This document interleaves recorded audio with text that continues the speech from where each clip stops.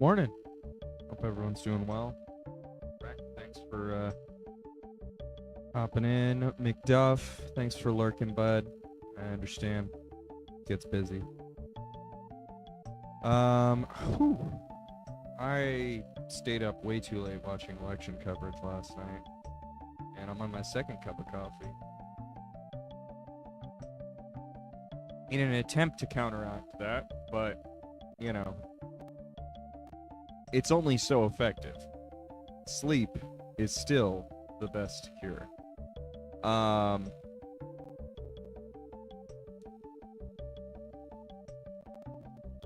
did not set up chat. There we go. Got it on the Obis. Don't have it anywhere else. There we go. Alright. I want to beat this level. I'm hoping I'm close.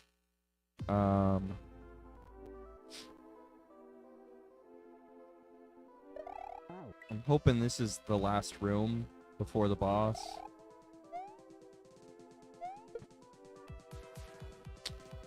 Oh.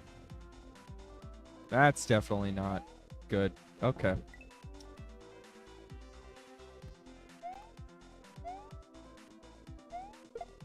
I gotta stay on that cloud, I think, is the answer.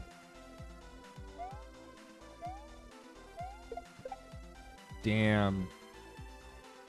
Alright, alright.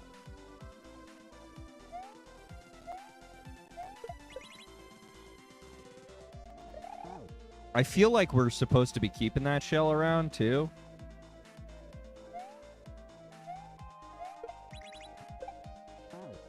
Nice. Maybe that's what we're supposed to be doing. Huh.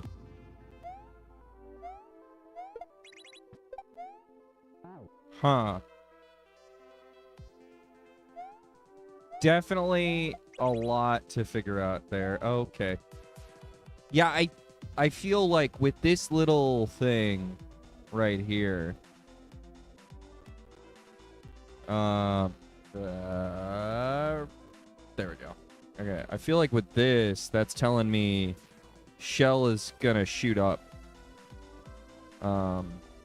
So I need to figure out a way to bonk my head here and or just, you know, jump like that.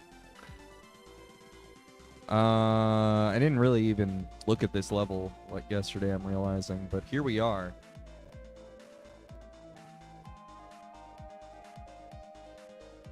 Oh, that's good. That's good. Whew! Coffee. The coffee hits, man. Let's see.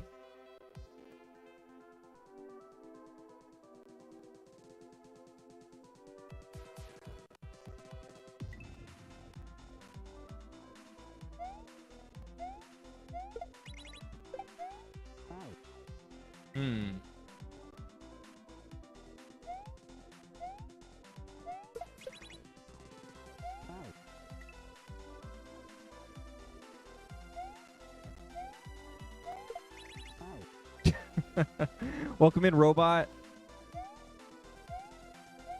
So normally I only drink 1 cup of coffee a day. Oh, we're not connected. There we go.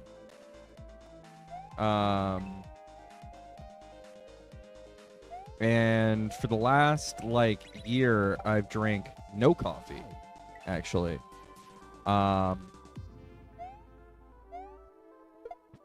I've been drinking through excessive amounts of tea that I had.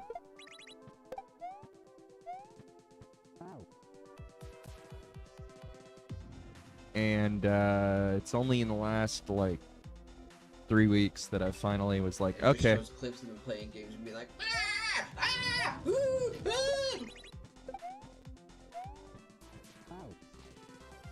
My mic is half as bad as it tends to get when you robot. You're cyborging. Yours says anon. That's weird. Yeah, that's weird. Snakes. Why did it have to be snakes?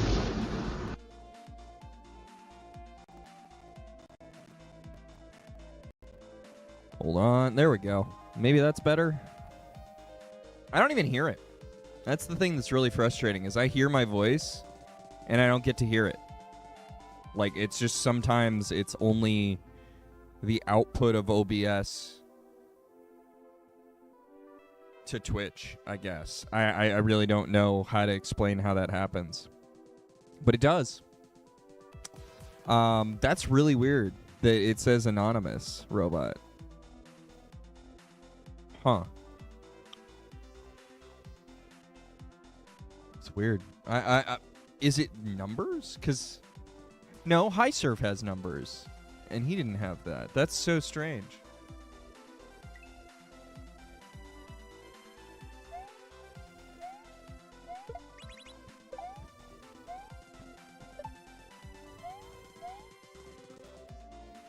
Damn it. Should make a mic command for when he's a robot. Well, you know, that's what this was for. You know, I made like an emo about how my mic is shitty and no one uses it. But yeah. Yeah, no one can make commands here. We're Mike Johnson. Who? Everyone always says hi surf, but they never say bye surf. Rec went pumpkin. He turned into a pumpkin. You know, a lot of people don't recommend going pumpkin in the middle of December or November. Because it normally means that, oh. Why did that do that? Is it midnight? Yeah, it means that at midnight bad things happen. Yeah, rolls. Where'd you go, bud? It's okay. To be fair, you guys keep telling me my notification keeps dying for you all. And it's been working, and now it's not. I guess that means Twitch doesn't like me anymore.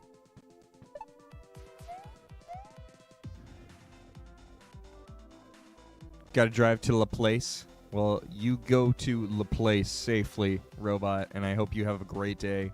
And I hope you, you know, don't have too many meetings. You were at the computer? Still didn't see I went live? Well, you can subscribe to me on YouTube. And maybe you'll get a live notification there. I don't know. Because guess what? We're live on YouTube, baby. Drive to Le Place and work your ass off. Don't ask me to say that with a Cajun accent. I will fuck that up royally. You're just here listening and was like, hey, that isn't far from me. Le Place? I didn't realize Le Place was a real thing. I thought Le Robot was just saying Le Place because it's funny. You know, you work at Le Place. Like, you know.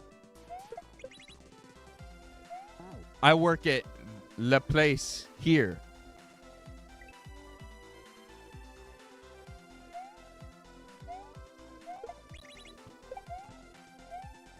You're rolling on the floor laughing with the wrong pronunciation.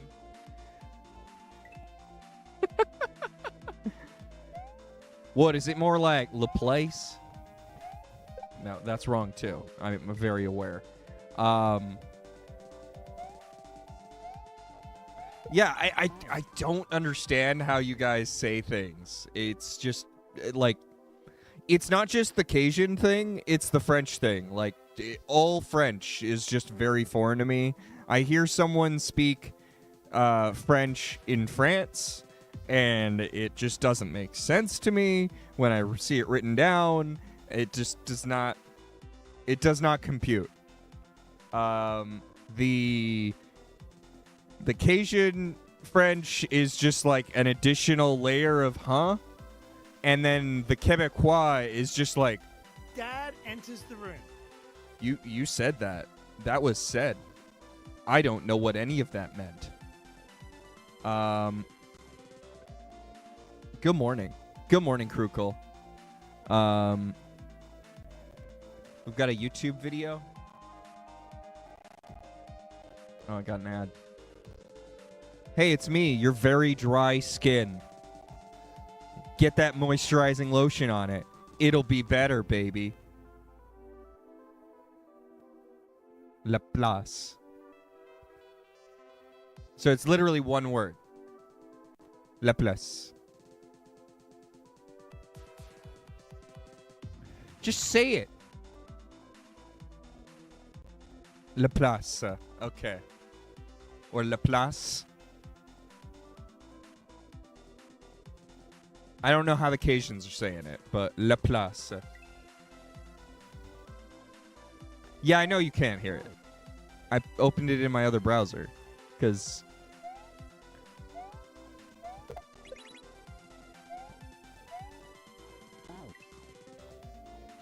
yeah, it's weird. He's anonymous. He's just anonymous. He must have figured out how to get Truffle to be anonymous.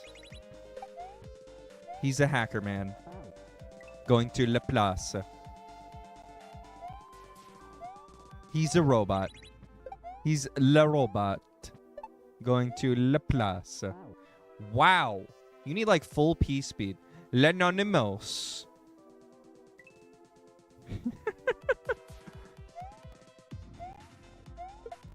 Wouldn't it be L'Anonymous? Or something like that? Because you can't roll the A like that. Not that I actually know how to say anonymous as the actual like vocab word, but you know.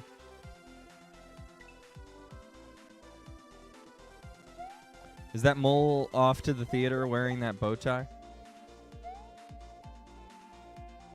He's a very fancy man. 50 Train. You're right. He's a very, very cute, fancy mole. Because this is the cuter mole. Wow. I hope you're doing well.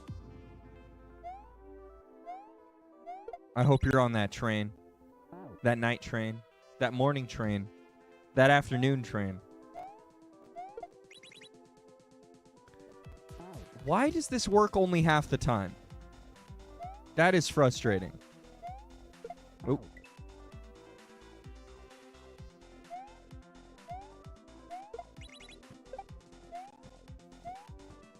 It's the work train. Oh!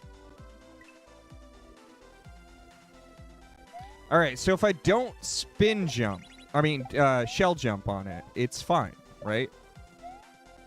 Oh.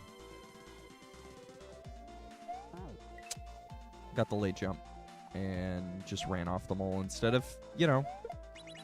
Yeah, okay, that's what it is. I'm just missing my shell jump, and that's a good thing for me in this instance. Okay, okay.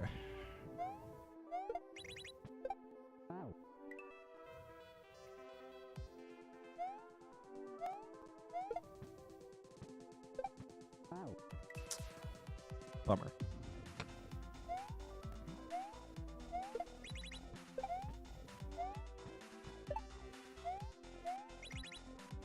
PB.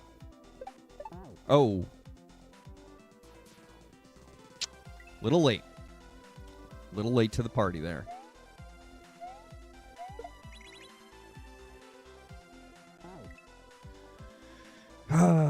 Yeah, this is a setup.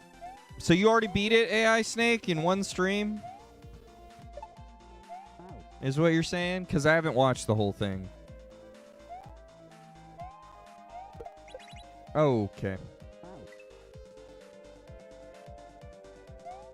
I'd say you're firmly an intermediate player.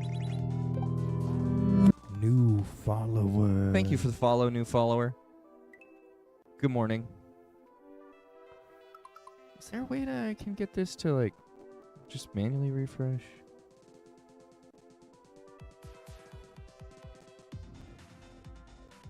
What if I do this? Hey, that works. Keep the follows anonymous around here. So feel free to say hi or continue lurking if you wish. Whatever you want to do, you're welcome to. But I do appreciate New gift sub. the 50 Train gifted 1 subscriptions to the Fitty community. Train gifting a sub. Not even subbed himself. Thank you. I really do appreciate it. You've gifted 2 subs? How did I miss the other one? Wow, that's really, really kind of you, man.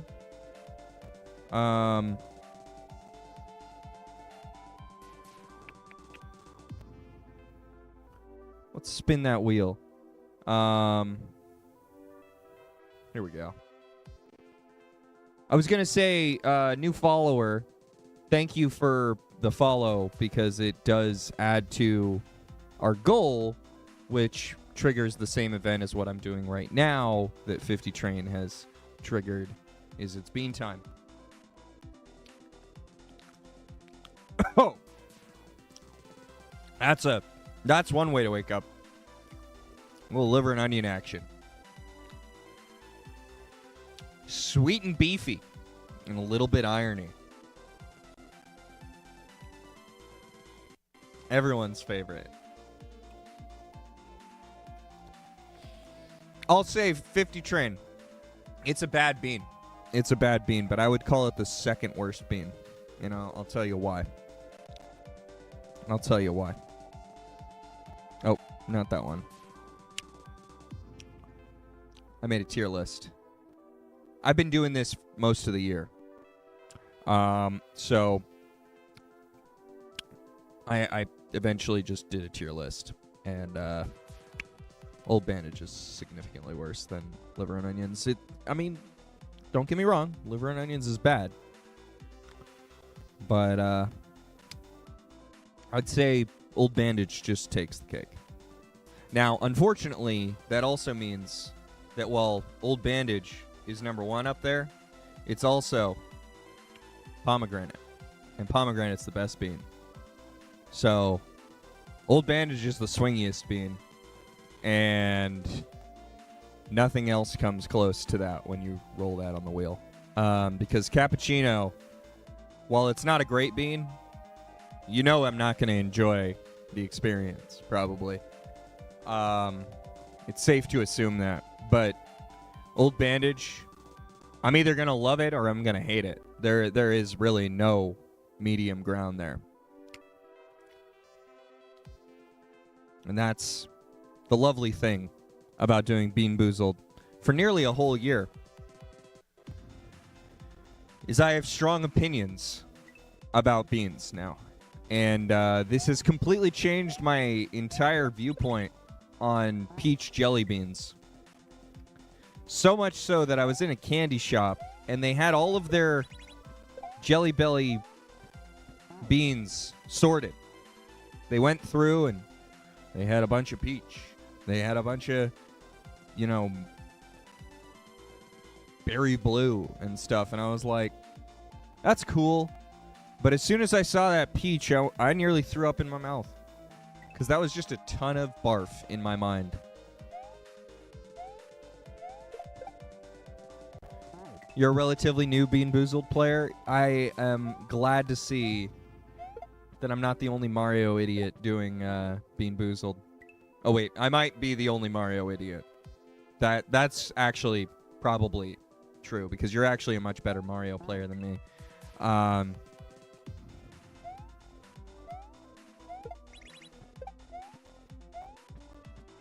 Okay. That's fair. Doesn't mean you're not an idiot. I mean, sure. But you're not a Mario idiot. Whereas I'm a Mario idiot. I don't know why I'm doing this sometimes. I hear about people beating hacks in one stream. I don't even know what that looks like. I've beaten one hack in one stream. It had 4 exits. Or something. It was Oops All Fortresses. I think the world record for Oops All Fortresses is 3 minutes. It'll happen. Thanks, Lizard Machine. I appreciate that.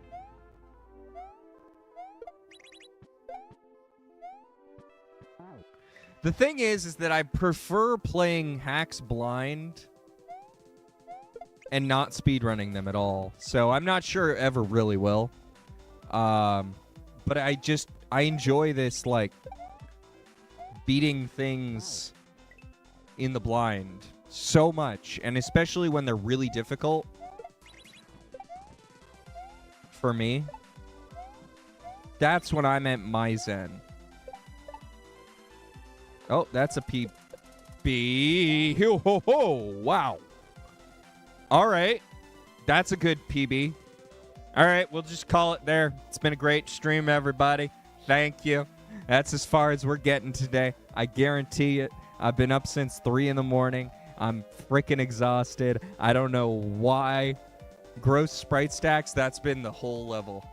The whole level, Lizard Machine. This is the final level in this hack, and like its predecessor, Cute Kaizo World, it's the hardest level in the hack by a lot. The difficulty spike is just massive on all of the previous levels and this one. So thank you, Slopcore. You really know how to get a guy up or down. Mostly down. Mostly down. Yep. Emote. And then kick him while he's down. More like difficulty spite. Absolutely. I don't know if Dancer is like this. But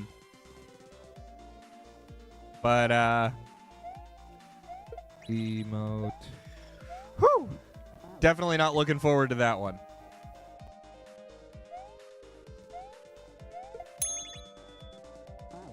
Dancer is smooth as butter. That wasn't the impression I got. But, you know, I'm real far. This took you a while to beat.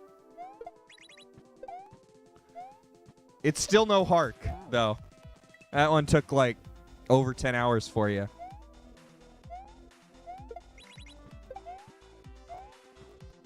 Because in the blind, that hack doesn't make any sense to be called beginner. But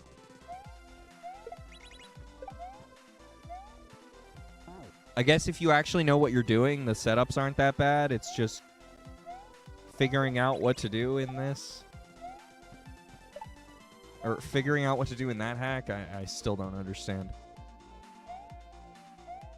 how you can call that beginner. But, you know, I've had my moments in this one, too. Oop.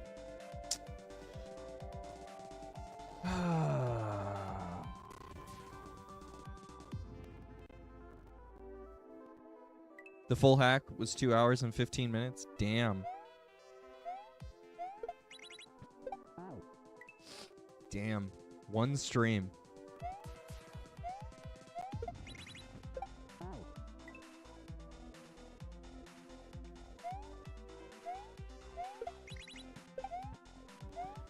You know how long it took me to beat Love Yourself?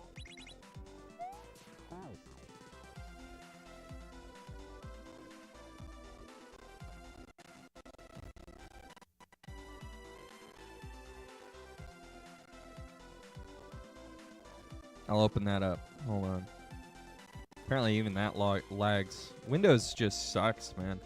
Love Yourself took me 1, 2, 3, 4, 5, 6, 7, 8, 16, 23, I think 24, because I think I'm missing a stream here. Took me like 24 streams.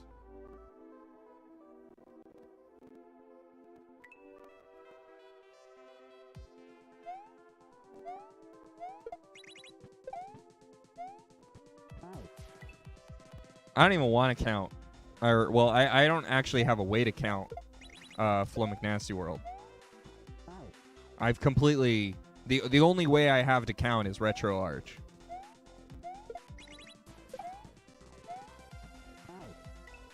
That's the only thing I have. And even then, it's not an accurate number. because I beat the first level and then switched to that Jack Hilo version.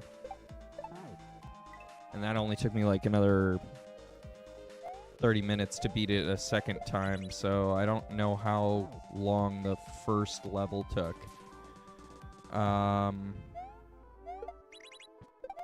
But I just kind of ballpark it at like, 120 hours or something over the course of most of a year.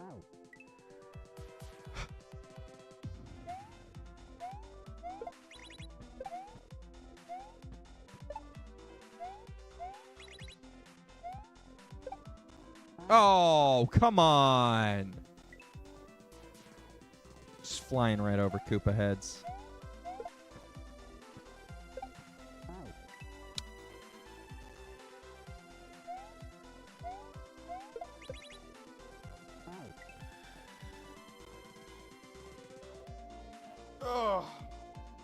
But I think the quickest stream I ever had for a hack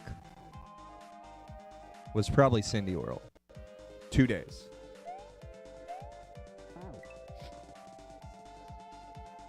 And I probably would have been able to beat it in a single stream if I had started with that hack. But that day I did not start with that hack.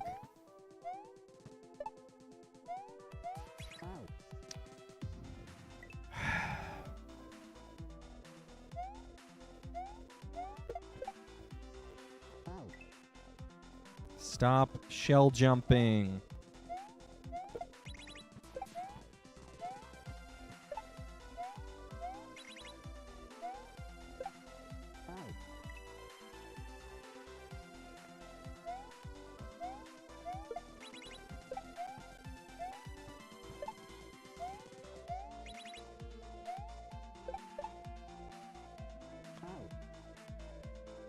I didn't hold jump. I feel like an idiot.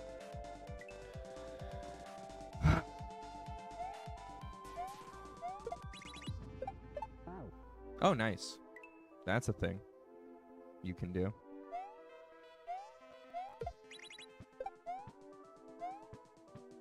Okay. Is the death counter even going up?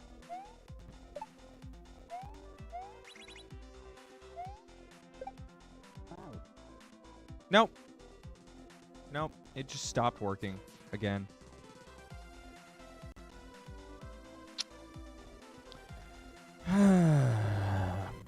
And it says it's connected.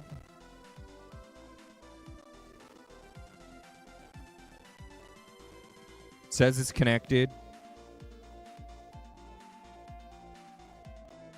Like, fuck if I know, man.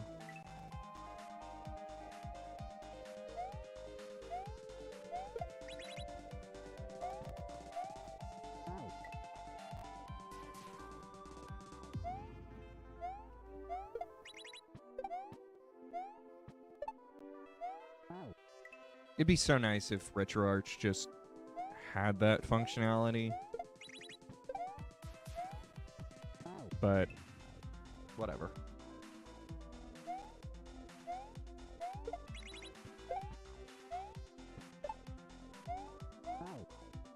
Oh, I see. It doesn't have the... Let me just try restarting it, I guess.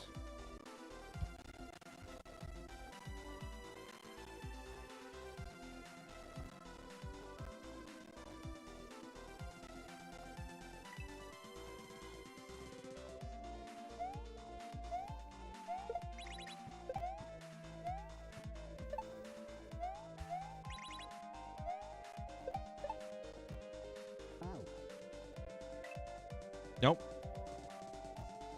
I have no idea what to do to make that, like, work. And I really just don't have patience for it at all. So, it just dies when it dies. And that's the problem with it.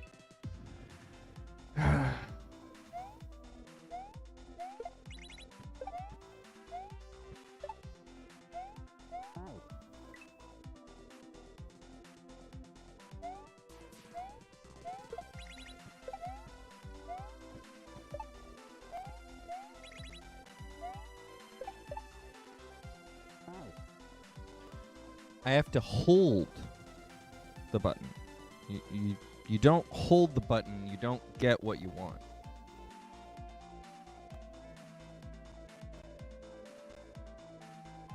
And if you try sometimes and you just might find you don't get what you want, you don't get what you need. Right? That's the way that works.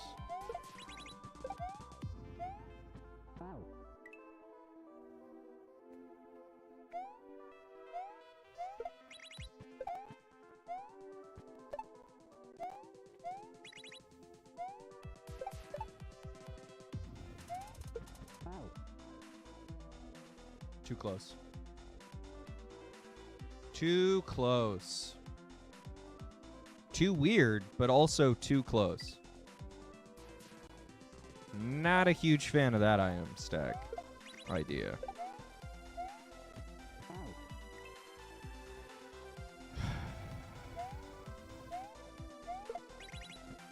Like, this one's kind of interesting. The platform.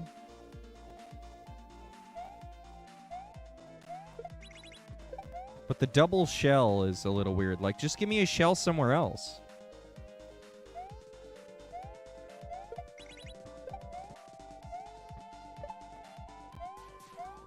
Right?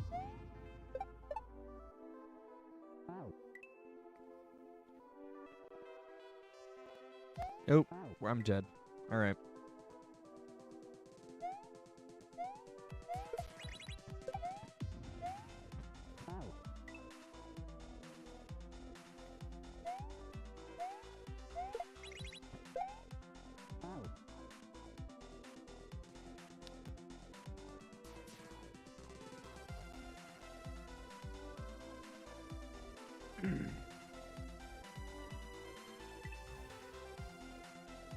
Okay.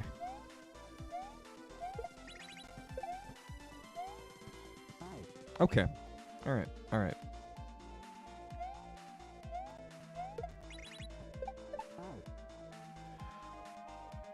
Oh.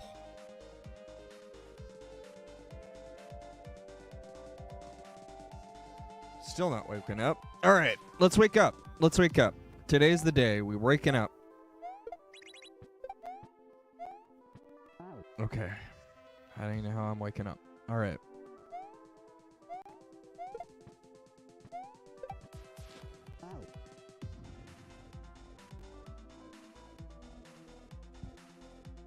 That last drop, you know.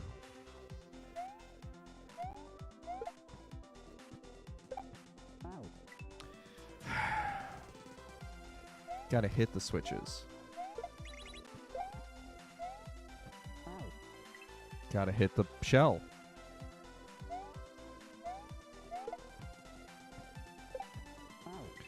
Gotta hit the switches. If it's not the switches, it's the shell. If it's not the shell, it's the switches. If it's not the switches or the shell, it's the other switches. And if it's not those, then it's the jump button. My ultimate nemesis. Okay. You go really, really fast on that thing.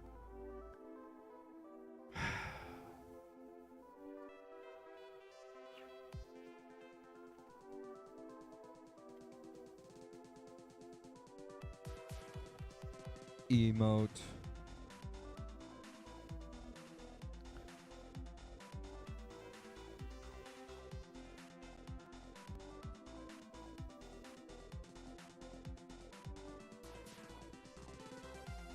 Wait, what?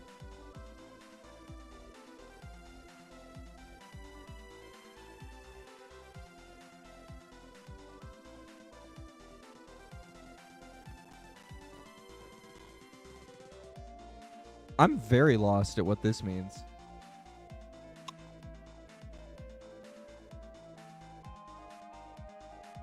From what I'm seeing here, the saw is not part of the stack.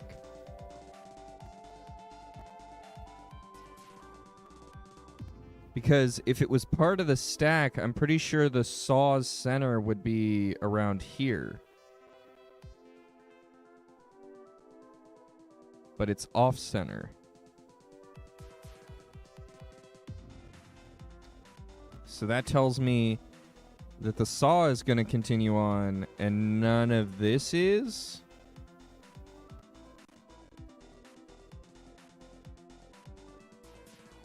And so I think I have to throw the shell up, try to catch it, but there's no ceiling here. So that makes things awkward. And then start spin jumping on the saw around here somewhere. But obviously, we have a shell, so we don't want to lose that. And then we use the shell later down the line. Yeah.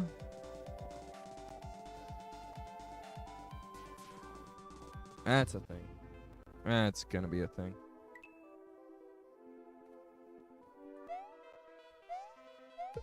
I'm gonna struggle a lot in this level. I've already struggled a lot in this level. But now we're really struggling a lot. Nice.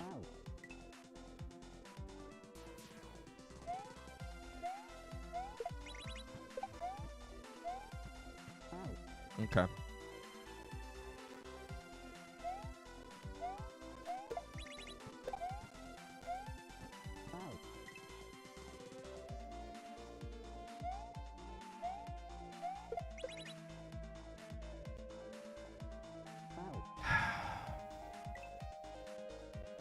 This is the best.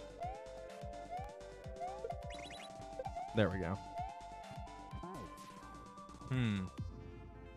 It's a full jump, I think. Of course, I just didn't do a full jump twice in a row. Nice. Nice.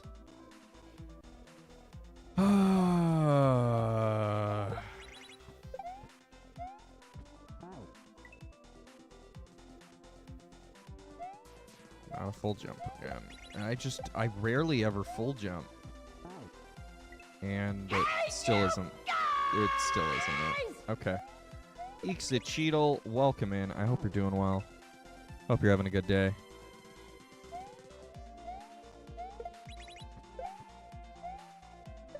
There we go. Okay. I just can't win today.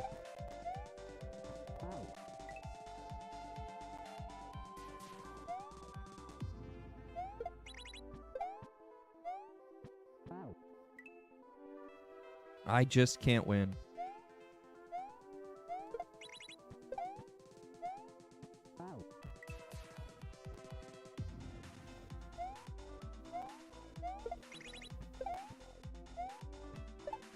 There we don't. There we don't.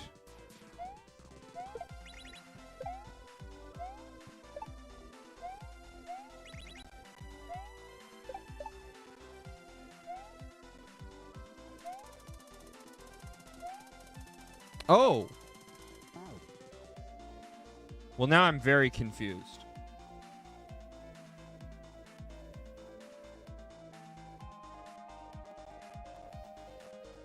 It's worse.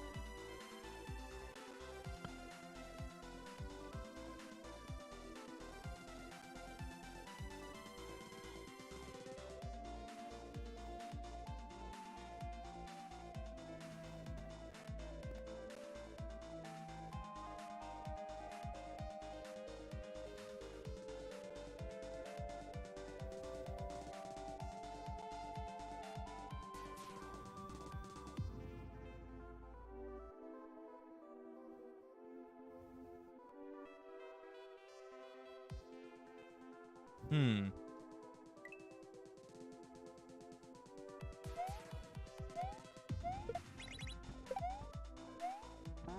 Okay.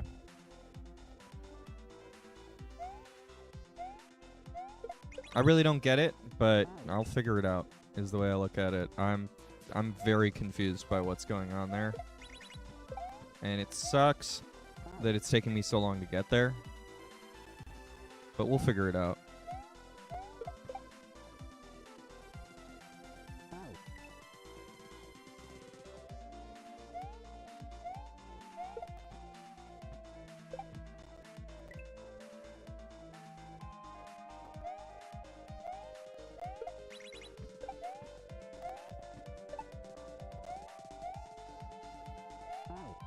Okay.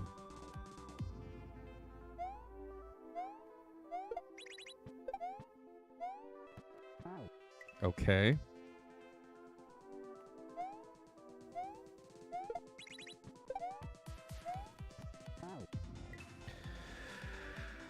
Whew.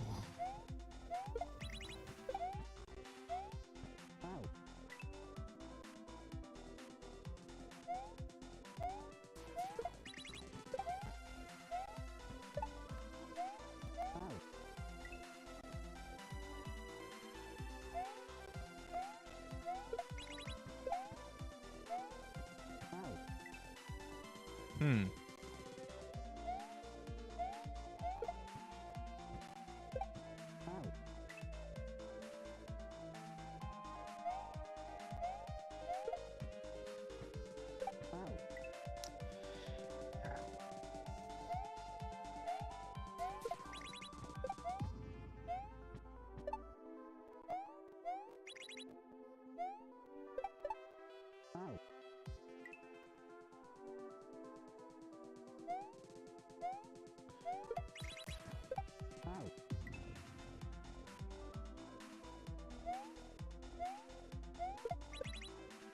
God damn it. This is so freaking annoying. You got a cool new keyboard? That's exciting, Cheetle. It lights up rainbows when you type and they ripple across.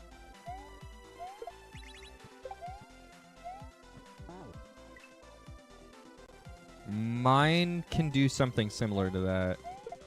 Only I don't have RGB lights in it. It's just white light keyboard. But it can like ripple. It can also it does a bunch of different light modes. I think it's got like 6 or 7 different ways it lights up. I normally just have it kind of wave on its own. Where it's always illuminated, but it just lowers and raises the brightness at times. Yeah,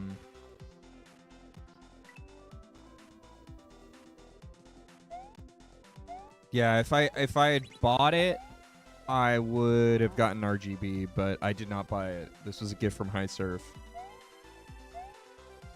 Because he went and upgraded, and he was like, "You want my keyboard?" It was a cool ultra-wide display. The keyboard has a display? I'm confused. I thought the displays go on the eye level, not on the hand level. Damn it. I gotta hold jump.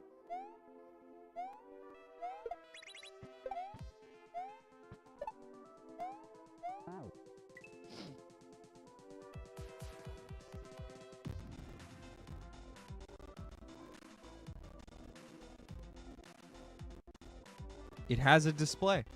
It has a monitor. That's interesting. Huh.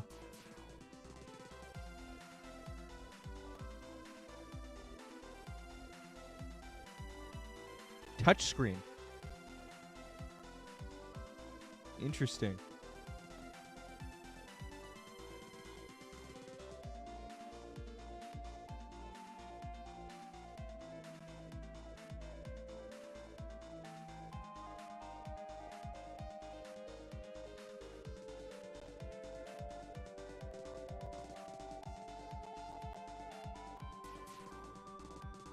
Huh. Interesting.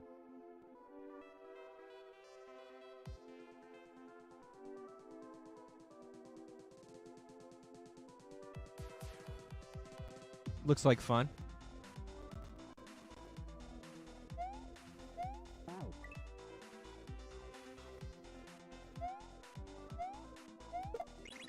You got it so you can put Twitch and stuff down below your main display?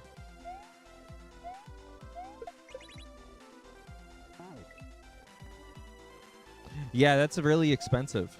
But, I mean, it has a monitor in it, so it's not that ridiculously expensive when you put that into account, but...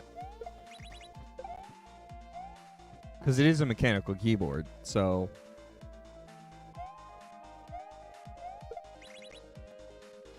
RGB mechanical keyboard is like 120 by itself. It's got a monitor in it. That's another 50. It's got a touch screen on it, so add another $30 to $40. And yeah, you know, there you go. Give or take. Got the mid-priced. It's generic brand. It has like 3 different brand vendors, and the middle one was the one you went with because the cheaper one had fake reviews.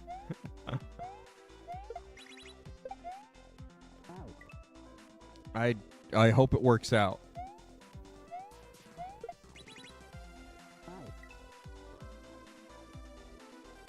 I am not brave enough to buy no-name electronics like that are that expensive. But I also realize that no-name electronics are basically everything you buy anyway. Because no one's making anything anymore. Except for no-name factories, is what it feels like. A lot of companies that make things are just really warranty companies. And their warranties are so garbage these days that it really just doesn't matter. Because most electronics don't break within 1 year limited warranties. So, it's all just a scam.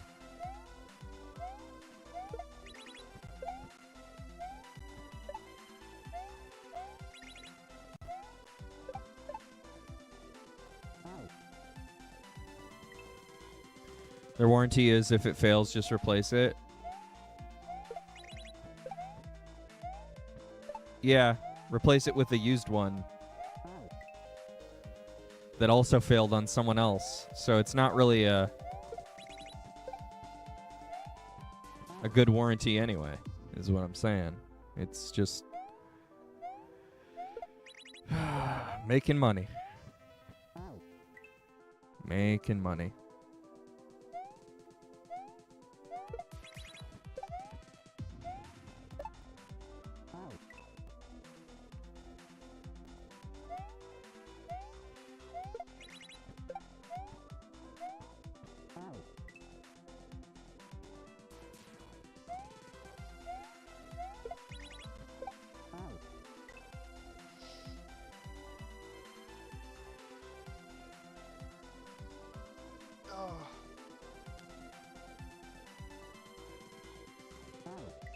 Okay.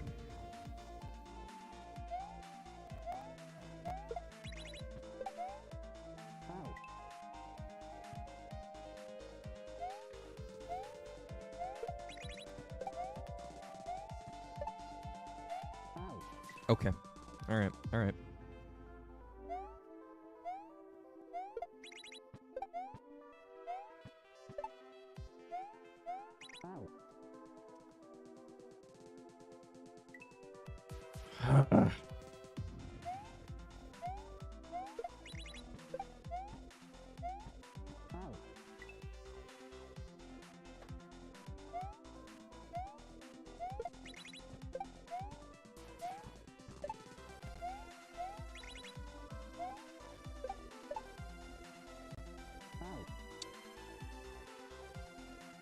I screwed that up big time.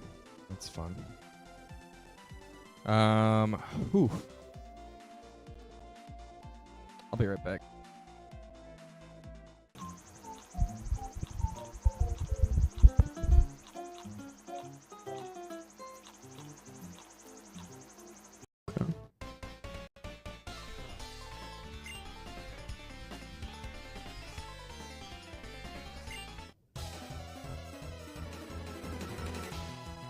Okay.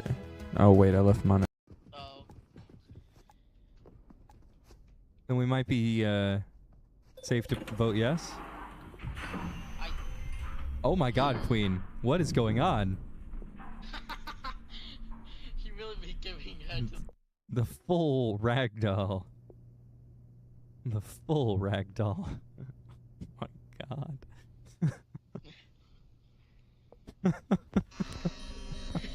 I've got caught right here.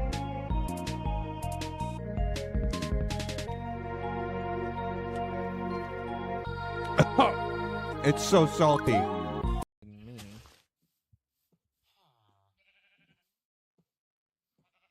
Everything's broken.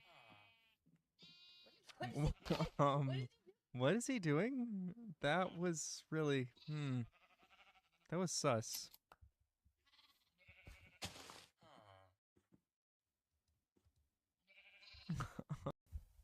Happy birthday, Steve. From Jack Elo. You don't know who I am, and I don't know who you are, but you could always stop by on Twitch and say hello. Because Nasty Triangle likes you so much that he had me do this for you.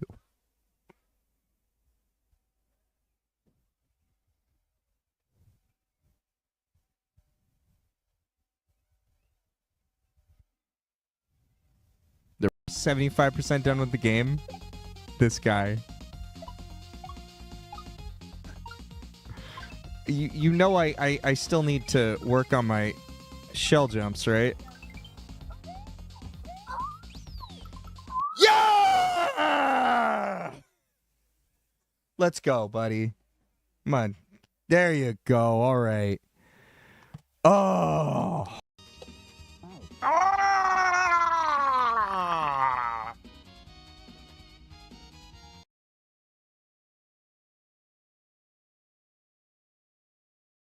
There's your clip. Man. Oh! Oh! Oh!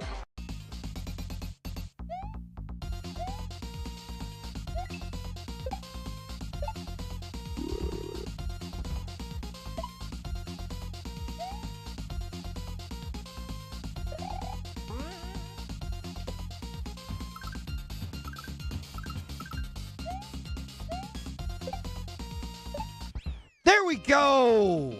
Yes! Oh my gosh. Oh, finally. Finally. Thank you for the GGs, everyone. We beat Rex Annex. Up. Nice.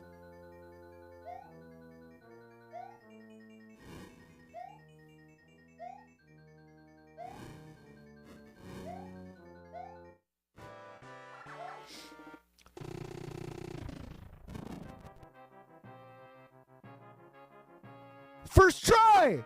First try! Let's go! One shot, baby! Let's go! Oh my God!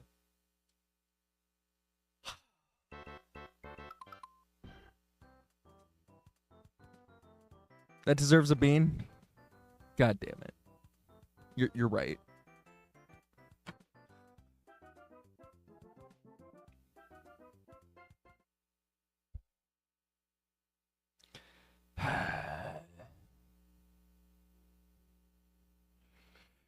That is. Oh.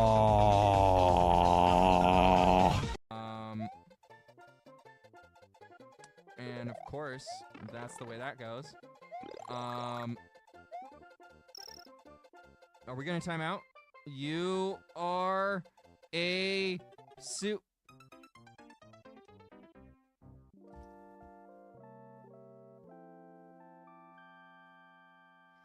Why?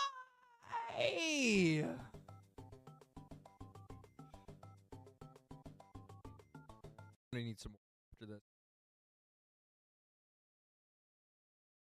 Oh yeah. Oh. Yeah. There's some pain here. There's some pain. We're not done here. That was 3.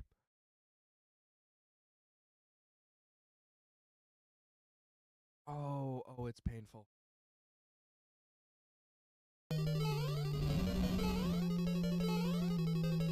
Yes! I will, but... Oh, buddy. And now we got a 2-hole. There we go. We're in there. We're in there. God damn it! Oh my god! Stream titles aren't clickbait enough for partner push? Exactly. Exactly.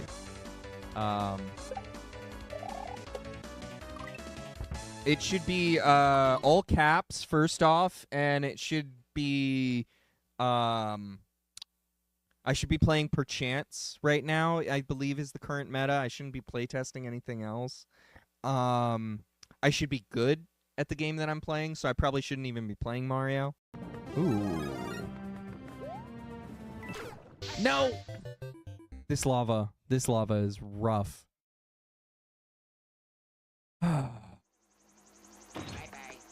That was not immediate. That was not immediate.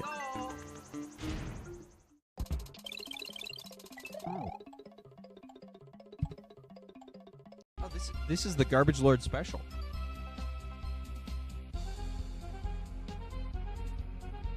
Oh my god.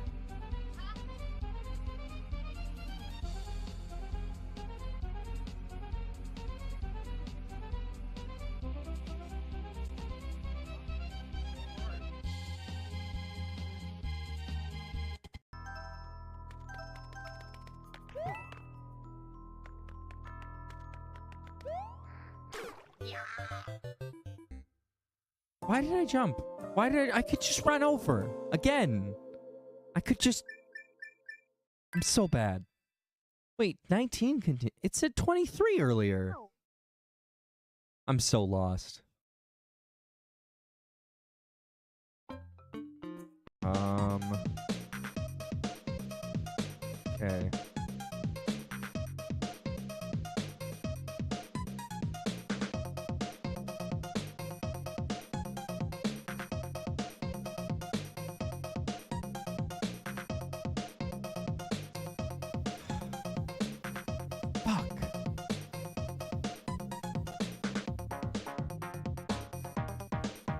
No, this is just an SMW bug.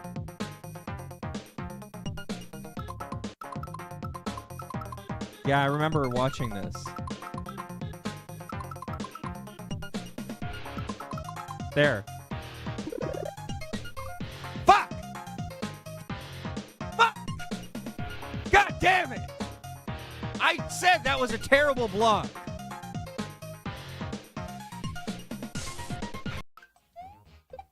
Yes! Oh.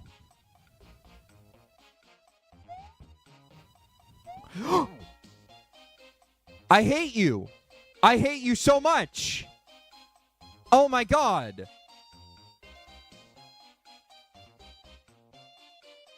Oh.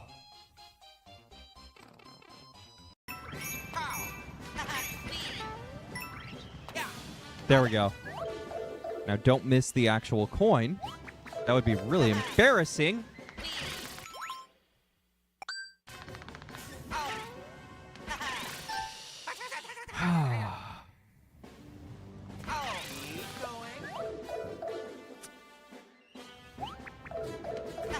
Now that's not a command that works.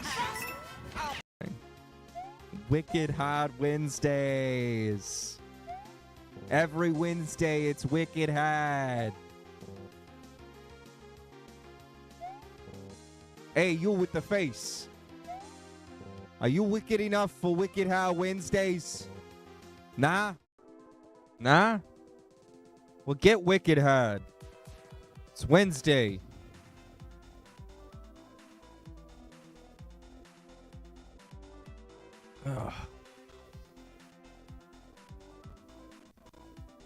Are you Wicked Head? I'm not Wicked Head. I need to get Wicked Head right now. And I'll tell you, Ixachito, you telling me about that hard drive. You can stick it in too, baby. It's a hell of a keyboard. It does everything. It slices. It dices. It throws out a goddamn hard drive. Wicked hard, wicked fast. Damn. I can't believe I just threw that shell and it didn't go any fucking place. Oh, that's good. A little fresh water in the coffee cup. Get that coffee flavored water.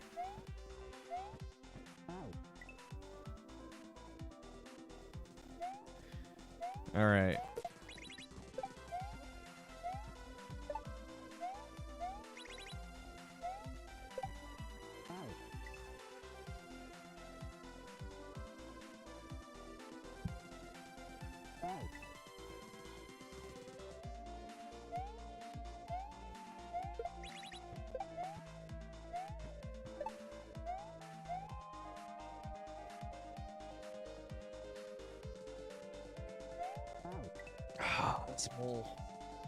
This mole is wild to me.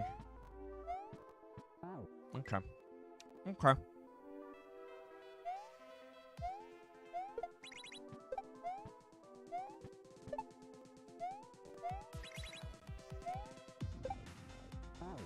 Nice. Can't hold it too early there. Oh, bonk. Good stuff.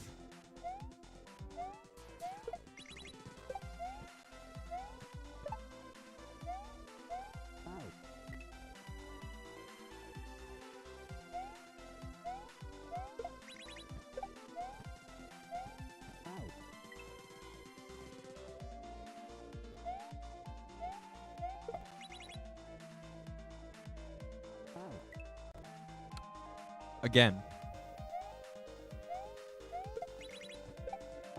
Oh, again.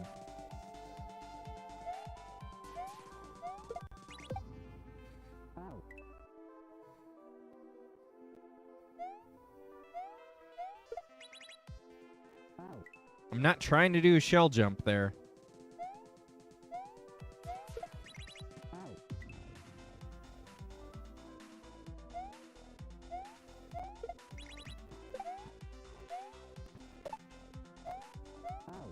Okay.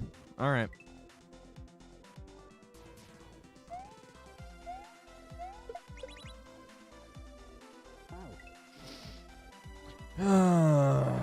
You think the offs should have been one lower? I think that I just suck.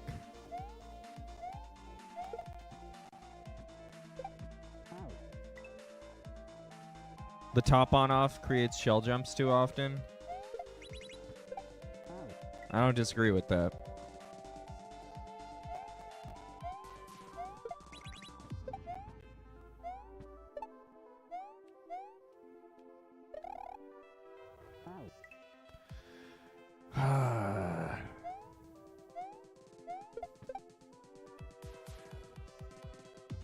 I didn't even hit the top switch. Going up.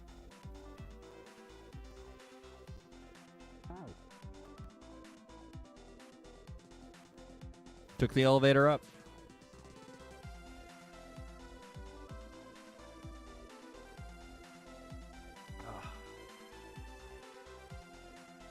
Okay.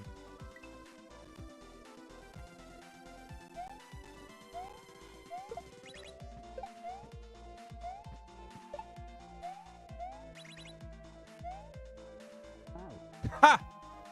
Okay. That's totally fair.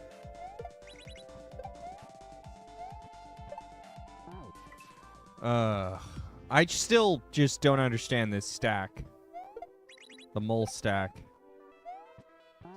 That's going to be the problem still. Like, I can struggle all I want right here to get to the mole stack, and I still have no idea what I got to do. So we're just going to be stuck in this level, possibly all day. I was like, oh, maybe I'll beat it today. No, I'll just beat myself today. You don't understand it either, and you've beaten it. Then I don't really know what to do. I have no idea what to do with that information either.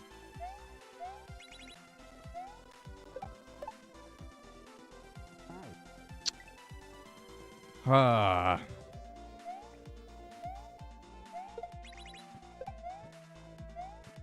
Is it so unclear that you're saying there's multiple ways to get through it and that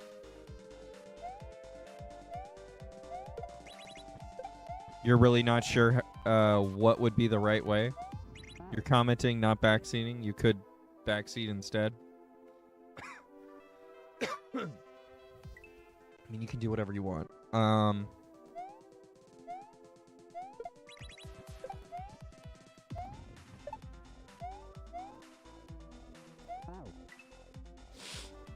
At the end of the day, I don't care.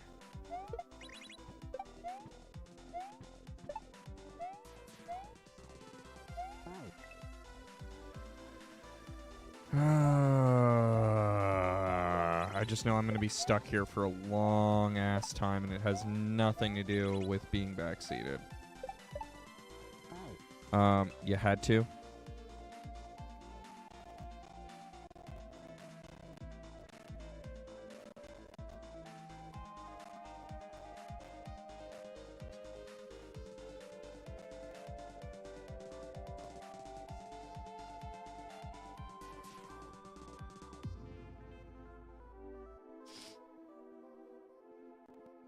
I hope you got your 6% off coupon.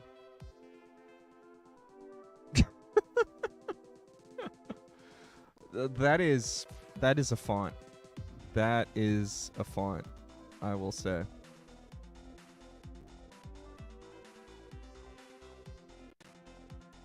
Oh, you get 2 space bars. Nice.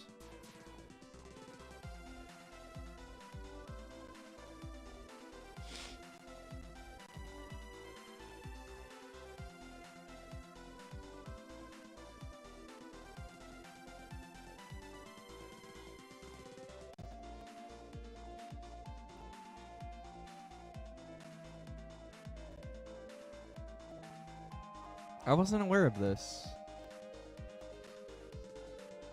That your keycaps can have different profiles of, like, depth.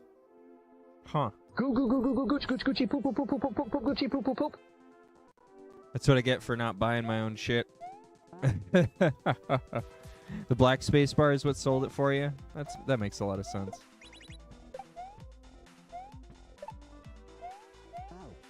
Well, I don't even have a keycap puller, so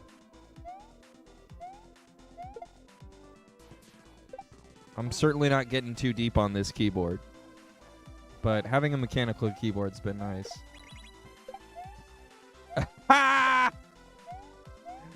AI Snake Obelisk is absolutely absurdly good. I have had some really good Obelisk runs. The thing to remember is that it scales better than most of the uncommons. The key to it is counterintuitive to a lot of people, in that you have to plan ahead. And so it's a very common beginner thing to say Obelisk is the worst rare Joker ever, when in fact it's not even close to the worst rare Joker.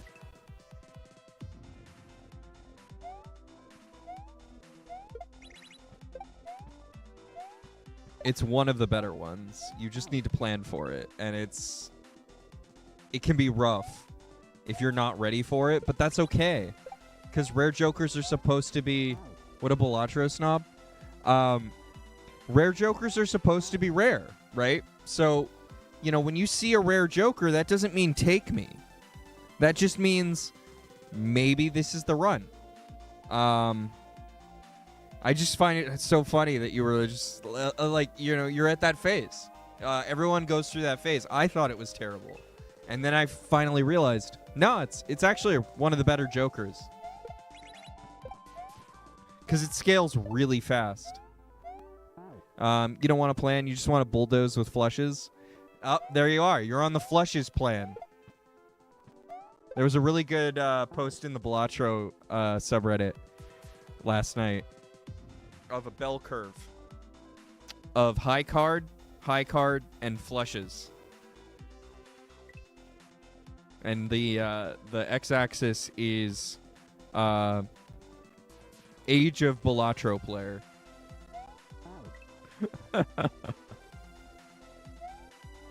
Because when you first start, you're like, oh, high card's really easy to make. I'll just make a bunch of high cards and I'll play like Green Joker and Ride the Bus. Those will be great. And then you realize that hardly gets you to ante-8. So you slowly move it out of high card hands. And then you go into like 5 card hands, like flushes. A lot of the time people like flushes because it is probably the easiest hand to make that's 5 cards. And then you realize that you get out of things like the Jokers that care about hand types, you know, like hand contains 2 pair, hand contains flush, hand contains a pair, you get out of those common Jokers that don't really that don't scale at all and don't really you know, you ultimately realize how important scaling is. And then you start looking at all the other possibilities that you have at your disposal, and you realize that like high card's the easiest hand to make, and if you can support it, the driver's license, yeah, driver's license is, I mean, that's a great way to win ante-8. I will say, driver's license, blackboard, a lot of those X3, the Cavendish, a lot of those X3 Jokers are really great to win ante-8. But then you start looking towards endless, right? And then you're starting to like look at all these scaling Jokers, and you realize that if you mix the scaling Joker with some sort of plus mult scaling Joker, then you're just like in the best possible situation. Maybe a little chip scaling Joker, like a runner or a square Joker, and you're in, or the castle. That's a good one.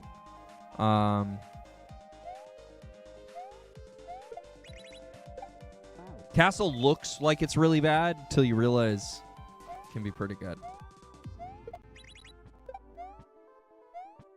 Can be just as good as the runner sometimes.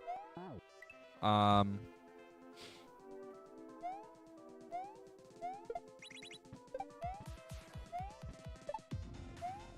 then you start doing cool things like vampire builds. Getting real off the wall.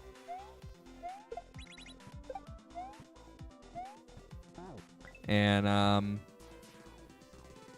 then you start going into high card builds again, and you're back on those high card kicks because it's still the easiest hand to make, and as long as you level up that a lot, you get a bunch of blue seals and things that enable your high card hands, you can do it. And then you start going for the Baron Mime all steel kings deck, unseated, and you're just like, oh, I'm in heaven. It's been 4 hours. I've been playing the same run. We're in ante 20. I don't know what to do anymore. We're just winning every time. And I haven't gotten there yet, so I really don't know what it's like. But are we talking Balatro or Magic the Gathering now? We're totally talking Balatro. I don't even know anything about Magic the Gathering anymore. I just pretend that game doesn't exist.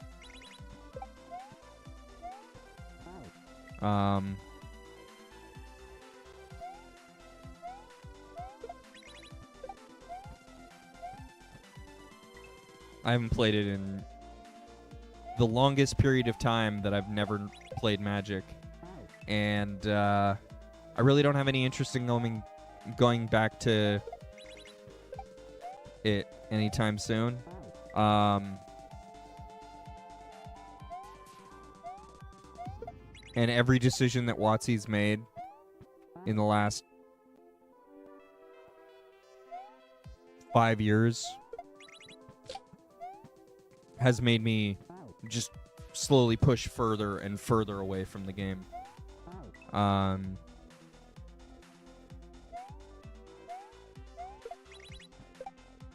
To the point where I'm thinking I might just sell out completely.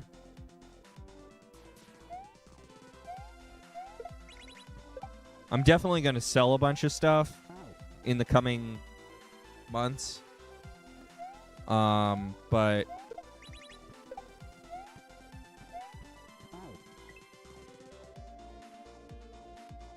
I'm not sure if I want to just sell out of everything at this point.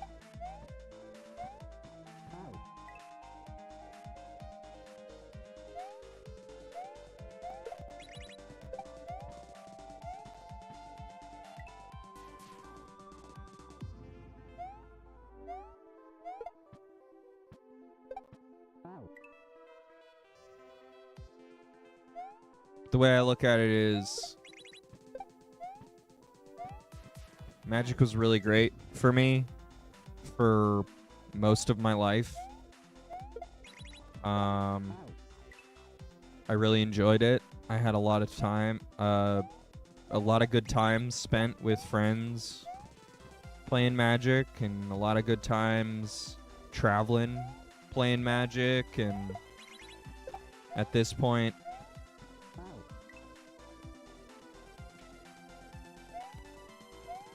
the game has changed so much in a very short amount of time.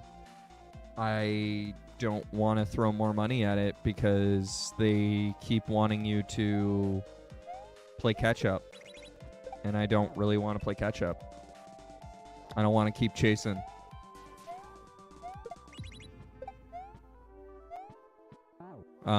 You have a phone game you played for 5 or 6 years that you quit in March. The weird thing is there's a guy who messages you for advice. You told him you quit, but he keeps asking. Time to just block him.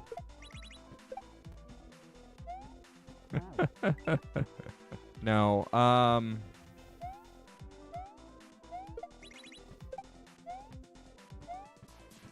you only buy cards for the novelty? I just haven't bought cards since 2020. And at the same time, that was singles, so it wasn't current product. Question on Balatro, what doesn't it show all the possible hands? You have to unlock them. Each run.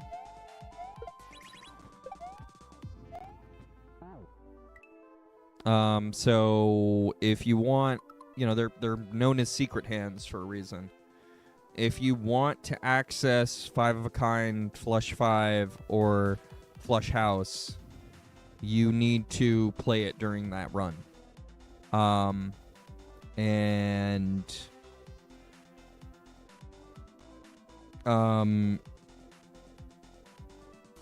If you don't want to unlock it, strategically sometimes you shouldn't play the hand. If you want to play Magic competitively or keep up with the core sets and stuff, you need to invest, and it's only worth it if that's your life. Okay, so I have played Magic competitively. I have played Magic casually. I have gone through various spurts of doing all of those things. I used to be a judge at one point. The game has spanned more of my life than any other hobby. The game is very important to me. and I have finally hit the point where I don't care about it anymore. I haven't played a game of Magic in, I think, 3 years. And so, yeah, it's not my life anymore. But it is still the longest hobby that I have ever gotten involved with. It is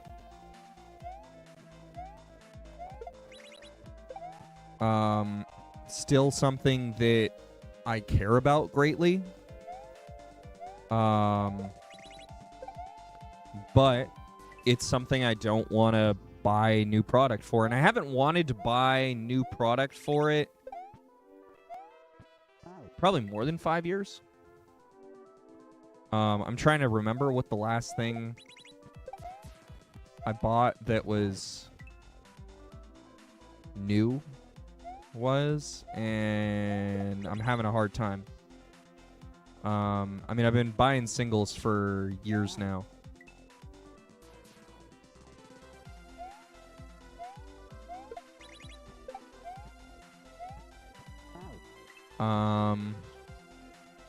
It's got to be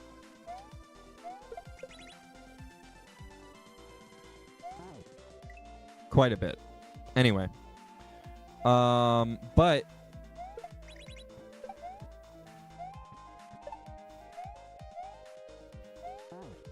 you know, it's a game I know how to play decently. And it's a game. At the end of the day, it's a game. You can sit down, you can play it. I've taught so many people how to play Magic that I'm always happy to teach someone else. I've got a bunch of decks just sitting around that are all pre-constructed decks that I sleeved up and left literally in the same place. So they're all, you know, about the same power level that I use to teach people how to play Magic.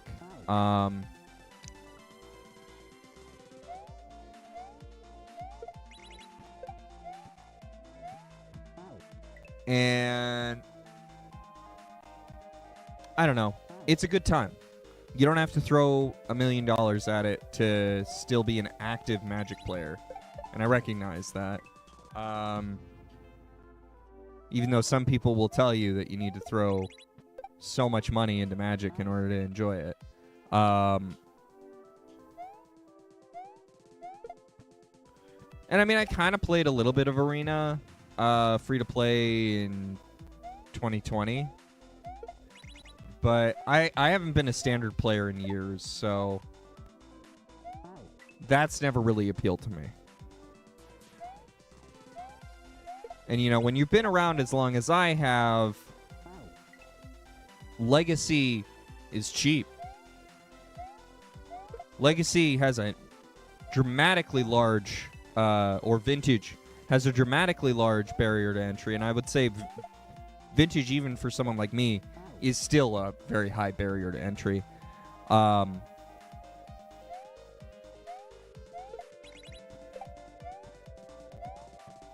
You know, buying a Black Lotus is not something I'm ever interested in doing anymore. I never really was in the first place. Back when Black Lotus was a couple thousand. Now it's like tens of thousands. You could literally buy a car for a Black Lotus. And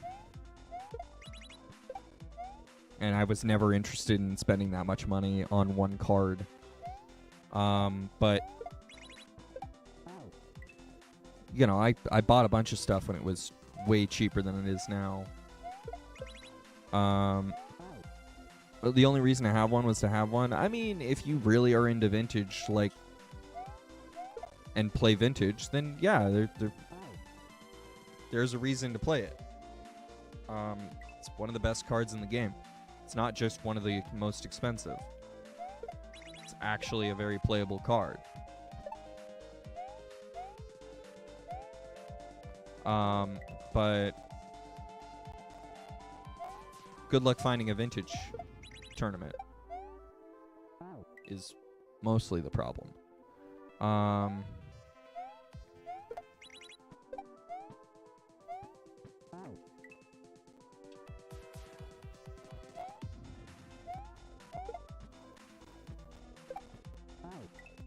Well, I mean, a lot of vintage tournaments weren't sanctioned because the only people really into vintage weren't like fully loaded for a long time, and so they do 10 proxy vintage events in most places. Also, even like people who, you know, had the cards wouldn't necessarily want to carry around several $1,000s worth of value in 10 cards, so they wouldn't. They'd get a proxy even when they owned the real card, because no one wants to lose that, right?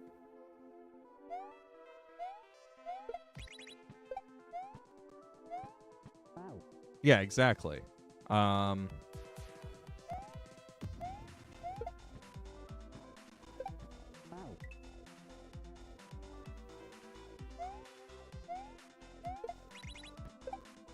Like, especially as the game started getting more and more popular, and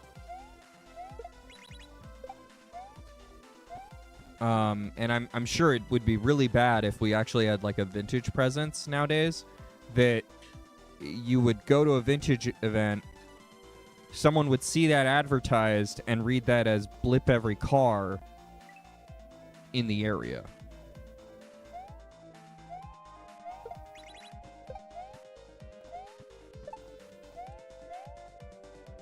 You know, in today's information age, that's way more likely to happen than people enjoying a vintage event.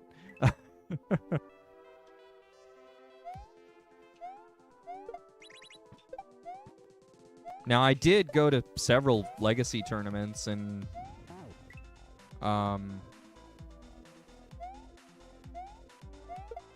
even forgot my deck at one event one time. I thought it was in my bag, and I left it on the table, and fortunately, someone turned it in. But that was a big shocker.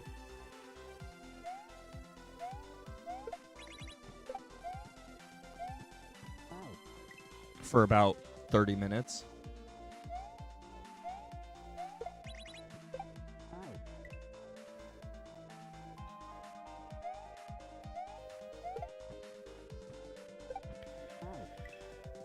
Very lucky, indeed. Yeah. I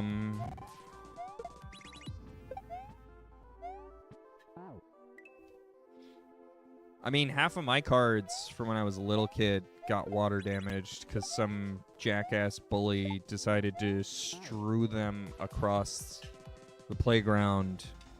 But yeah, nothing was too valuable at that time.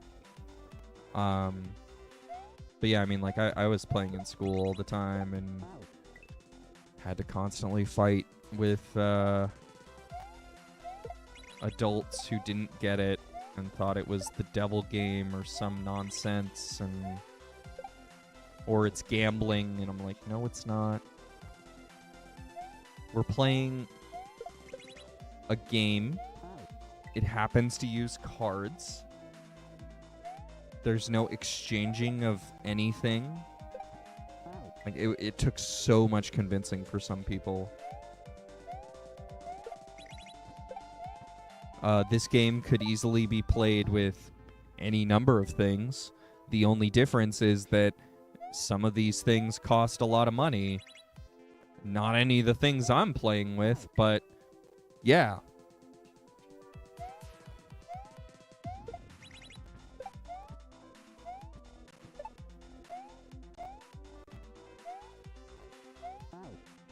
And then eventually, as I started getting disposable income, I threw a bunch of money at Magic.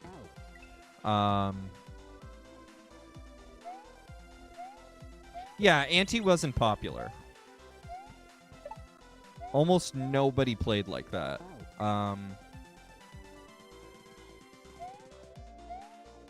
Unless they absolutely had to in a tournament. And so that quickly became not tournament rule standard, and they removed all the anti-cards from tournaments.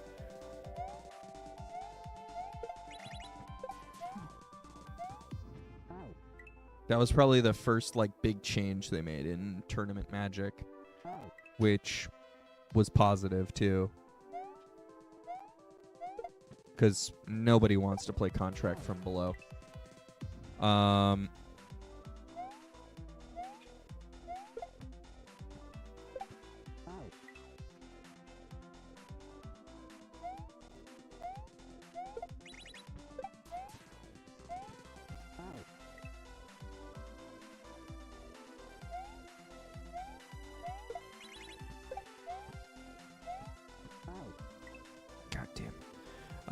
When we were young with disposable income and few obligations. Yeah, I mean,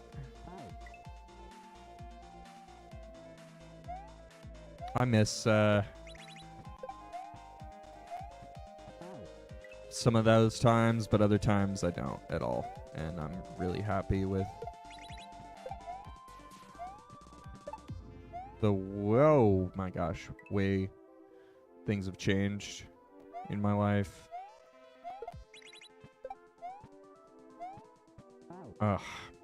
Especially given how little I play Magic nowadays.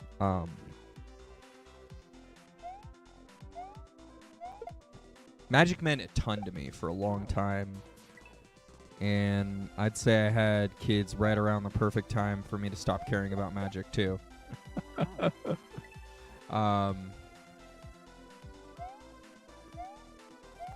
A lot of things changed in Magic about a year before I had kids. And it was kind of bothering me to play tournaments.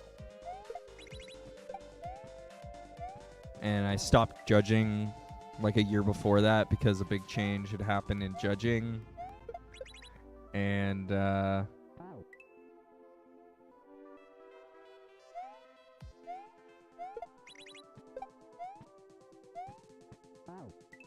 then I had kids and went, all right, let's try out some tournament Magic.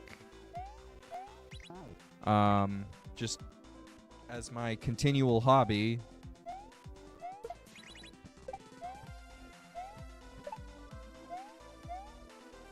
And I realized it wasn't as fun anymore to play tournament Magic still. So I was like, I can't really travel for tournament Magic anymore. I'm gonna stop doing weekly FNMs. And maybe just show up to a legacy tournament every once in a while. And that's when I almost lost a deck. And because, you know, sleep-deprived dad does stupid things sometimes, is ultimately what happens. And then I realized I don't have as much fun playing Legacy with randos anymore as I used to. So I started playing more EDH. I had always had an EDH deck for years before it was called Commander. And you know, I had a good time, a good run with that, and like I'd play some casual games at shops, but mostly started just playing with friends. We would do cube nights too. That was always a fun time. And so like for the last decade, I've bought some cube cards, some EDH cards, and all of those were singles. So I really can't remember the last time I bought a new set card like a pack, you know, or a box or anything. I can't remember what the last set I bought was that would be like, you know, current print and wasn't a single. The only thing you've collected is baseball cards.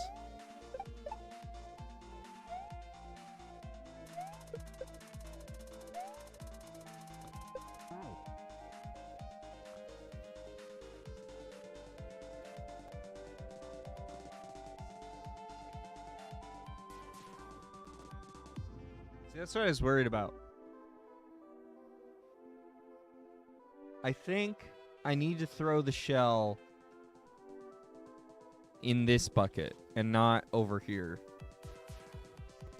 And I'm opening the thing to show you guys what I'm talking about. Holy Link. All right, I think I need to throw the shell in here somewhere and let it bounce along this bottom, and that'll take out the mole.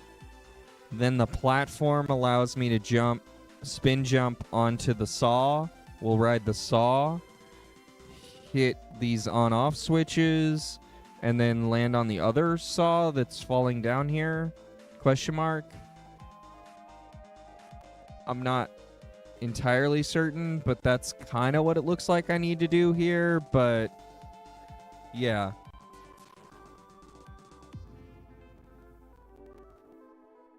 Bill Ripken. I have no idea who Bill Ripken is.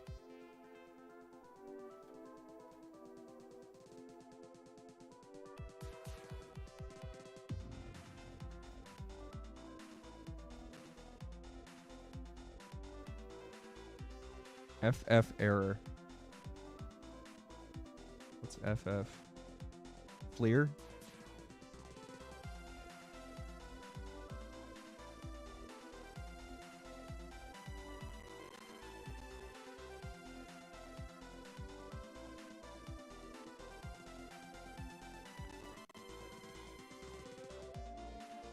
Oh.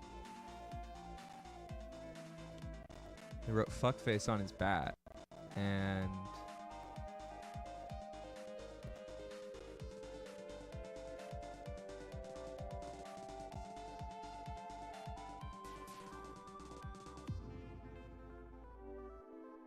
oh wow, there it is. Right there in his hand. That's funny.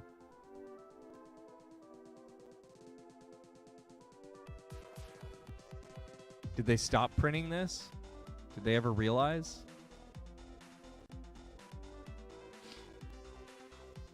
They then scrambled to block it out? Oh, okay.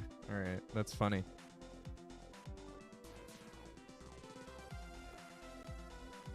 That's funny.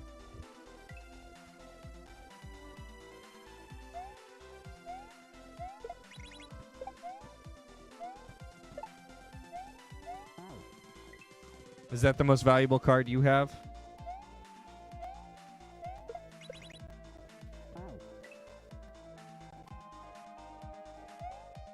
Was the coolest thing to own when you were 12? You got it at 40?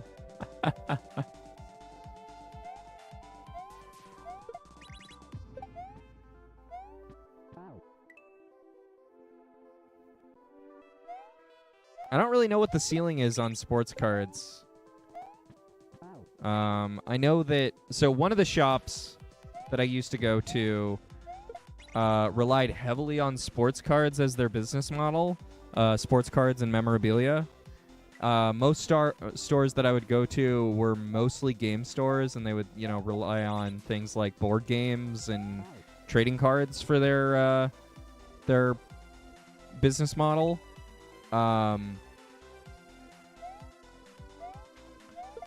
they'd always... this one store that didn't rely on trading cards as their business model was interested in running tournaments. So I became a judge and started running tournaments out of there in the back. And it was always so funny because the guy who ran Magic at that store always said, well, you know, there's no money to be made in Magic. And I'm like, maybe because you don't price things, right?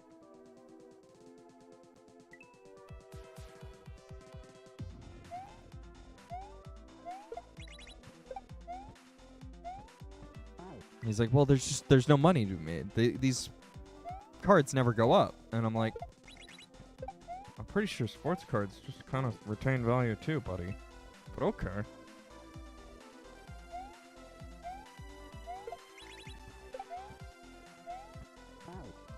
But anyway.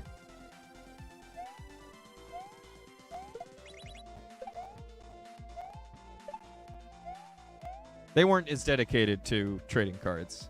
They were very dedicated to sports trading cards. And I guess they probably made a lot of money on frames of memorabilia. More so than they made a lot of money on cards in general. But I always thought it was funny that they had binders, like crazy amounts of binders, and they just never updated cards prices ever. They just never updated their market price. So you'd have a Magic player walk into the store and like buy things for quarter market price because they're just pricing it. New follower. They're just pricing it like. Thank you for the follow, new follower.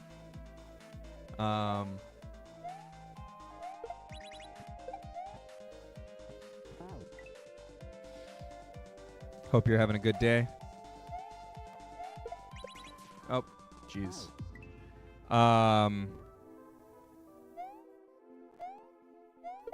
But yeah, ultimately, I just never.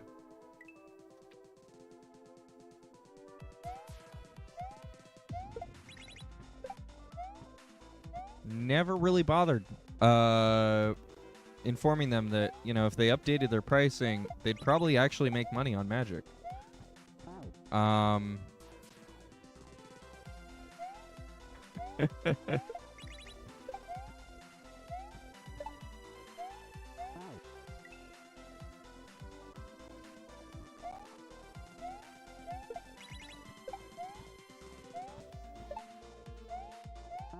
Oh, damn.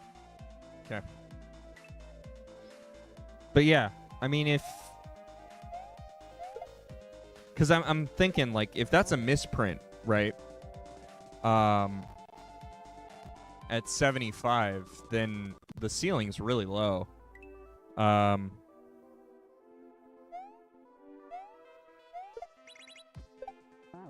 It's got to be some sort of hyperbole. Stores don't stock and sell things they break even on for long. I mean, I'm sure they made some amount of profit, but like, you know, you'd walk into these, you'd pick up a binder and you'd look at what they had, and everything was organized, right? So they took all this time to organize things, and you'd look at the prices, and then you'd whip out your phone and look at the price and be like, you haven't updated this price in 3 years, 4 years. It's just sat in this binder for 3-4 years, and you're going to sell it to me for whatever the price is that you priced it 3 or 4 years ago.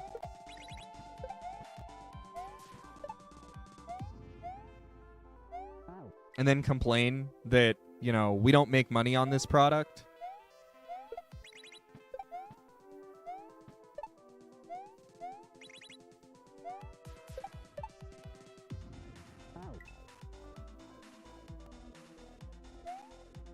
That was the way I looked at it.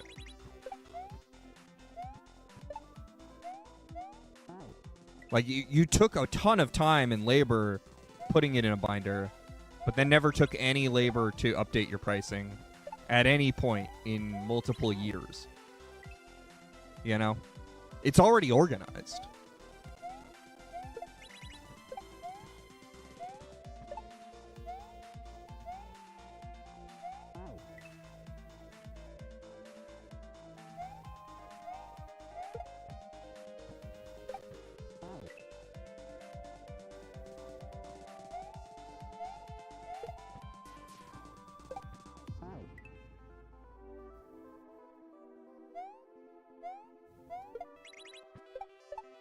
Damn.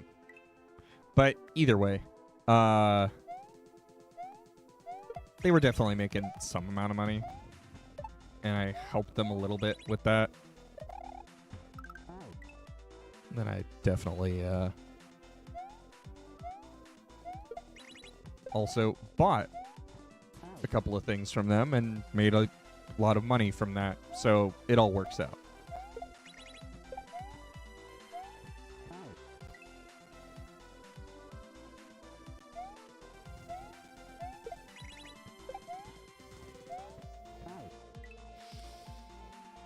Oh, come on.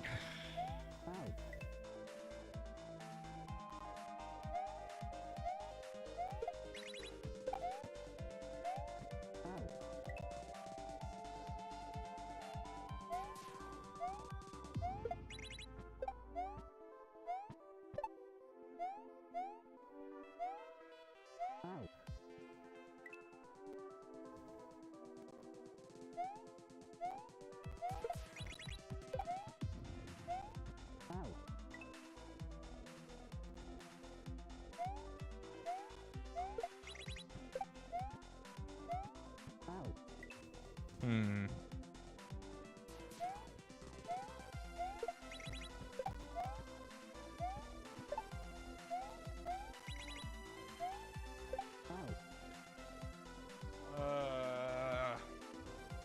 Damn.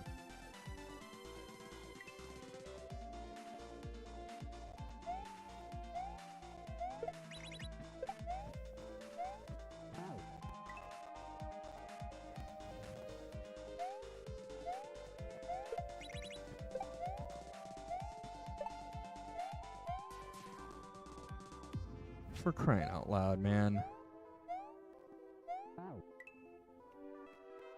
This one's rough.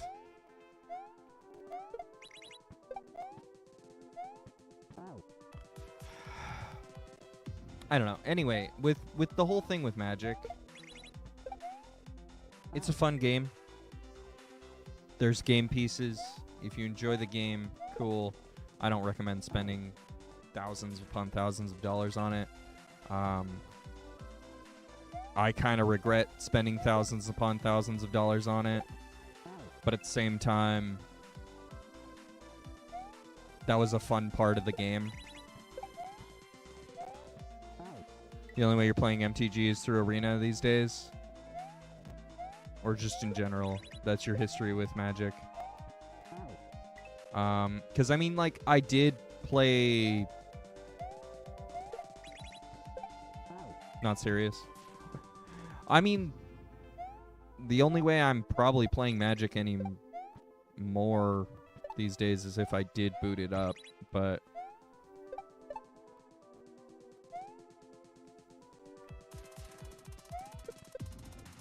Yeah, I mean, if that's your history with Magic, that's cool, you know? I think it's not a bad product. I think it's cool that they've got a free-to-play method of enjoying the game.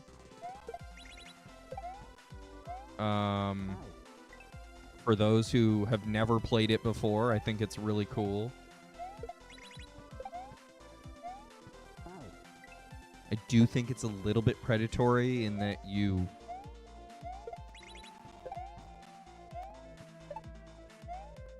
can't play, you can't take your cards if you want to buy anything and, you know, put them somewhere else.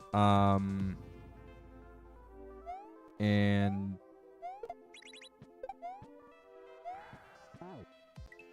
you can't really enjoy the game all the way fully unless you do pay some amount of money. Like, you can't build everything that you would want. And I never dropped any money into it because I was like, I would rather buy cardboard, and now I just would rather not pay any money into Magic at all.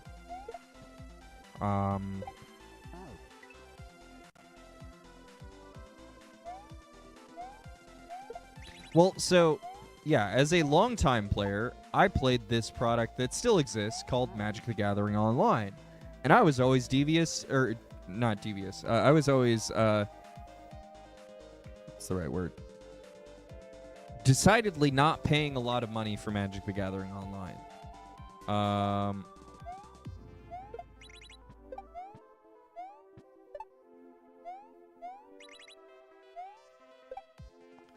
Just because I had bought cards for so long before that even existed as an option, right?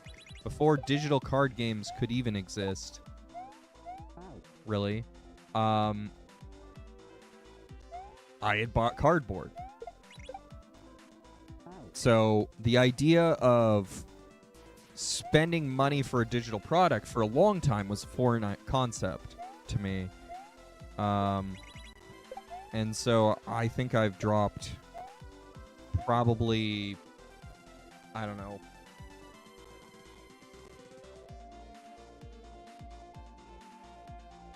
$10-15 into Magic Online over the course of, I don't know, my first 5 years of playing Magic the Gathering Online. And that was just to kind of get it started. More than anything. Didn't do a lot of drafting or anything, so it was simple to just play Pauper Constructed for very little amount of money, which is all commons, and most commons on Magic the Gathering Online are pennies. And so I had like several decks, and I really enjoyed the client. This did mean that you could play Magic the Gathering at all hours, which is really great at 11 p.m. when you don't have enough Magic in your life after a Friday night of playing Magic.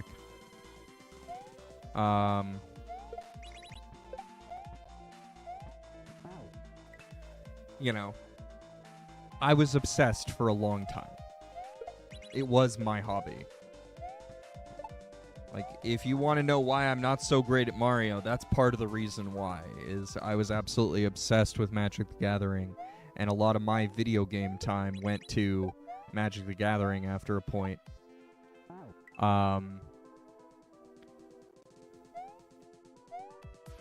Yeah, it certainly was more something I was into in that period of time than WoW. WoW didn't come close to being interesting to me. I tried the free trial, and I don't think I made it a week through the free trial. And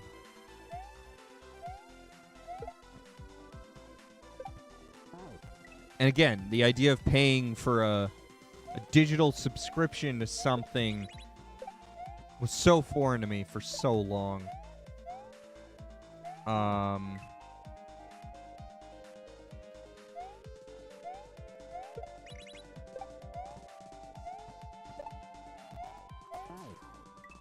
Like, I didn't have Netflix for the longest time, and then when I finally did, I made sure I got that DVD plan. Because why am I paying for anything if I'm not getting something physical in return every once in a while?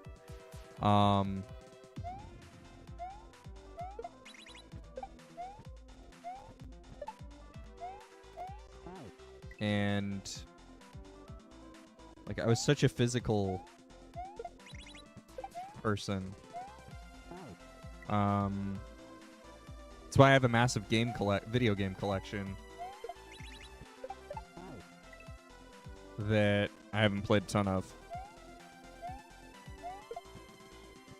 It was your identity? Yeah, I mean, it was Magic the Gathering.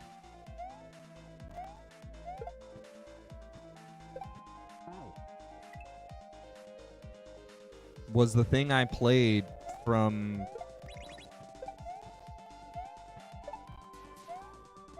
second grade until basically my second kid.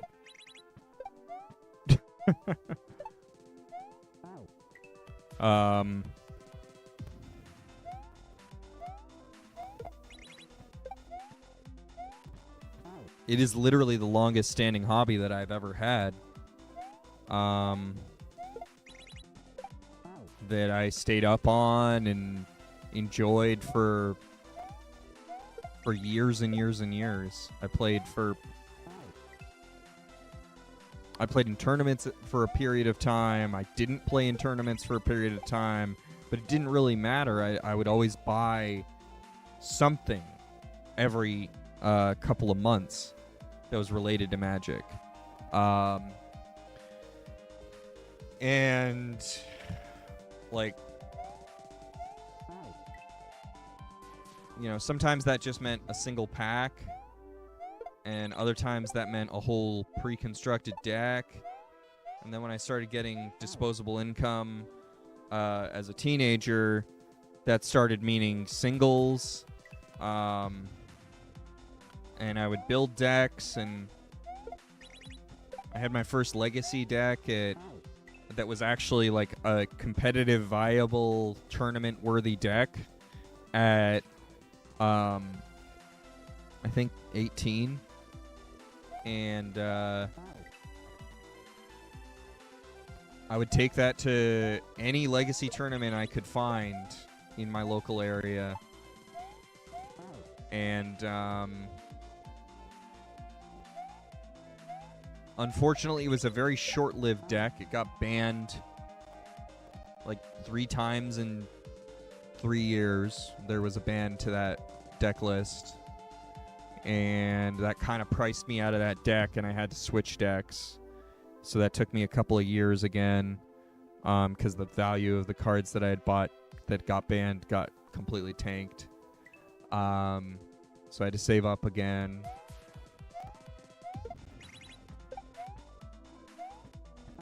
I mean, it was something that sucked, but it was something I knew would happen.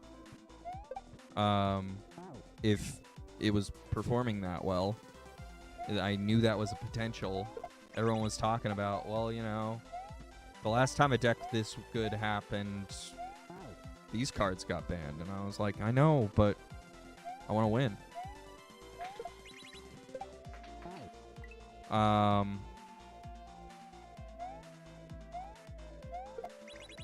Unfortunately, I never won anything, because I still was learning how to play the format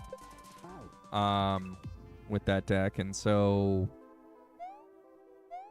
I never really got anything to recoup the cost, but it was fine, you know. I still enjoyed it.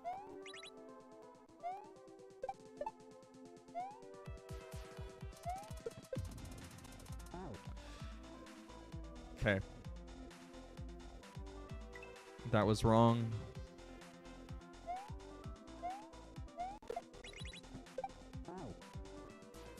Yeah, I mean, it was very enjoyable. It was a deep, deep thought process. It was like playing chess, you know, a lot of the time. It was a lot of fun.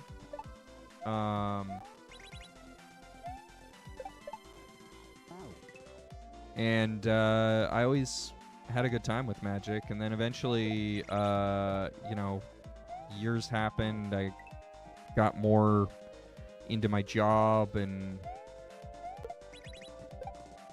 I would like draft every once in a while. But you know, you hit that point in your life as a young adult where you have the income, but you don't always have the time, and that becomes, you know, a significant cross factor of what you can spend your money on. And so, like, I kind of dipped out of tournament Magic for a little bit, and then I had saved up enough money where I could just buy a whole nother deck, and started getting back into tournament Magic again. Still didn't do particularly well, but did better than the first time I got into tournament Magic, and it was a good time. It was a good time. We did a lot of traveling. Got a couple of buddies at that point who were really into traveling with me for tournaments, and we all just enjoyed seeing different places, different convention centers.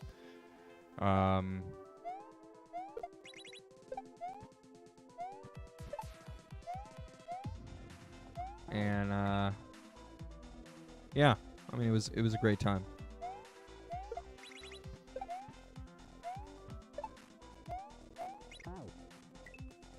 Now I'm like,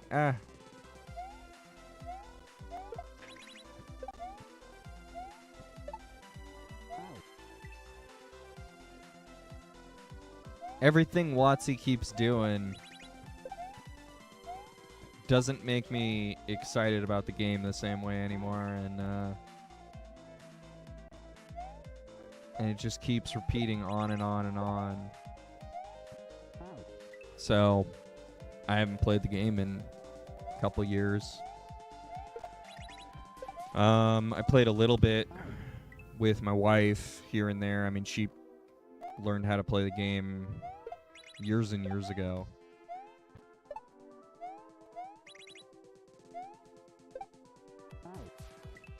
But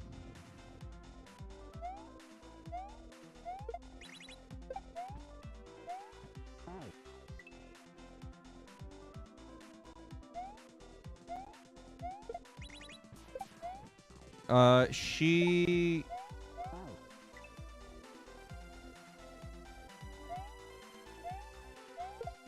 kinda learned it from me and started. She was interested in it before, had tried it out once, and then learned more from me. We used to play it like a lot, like multiple times a week, on our own kitchen table kind of thing. We would go to F&M together, and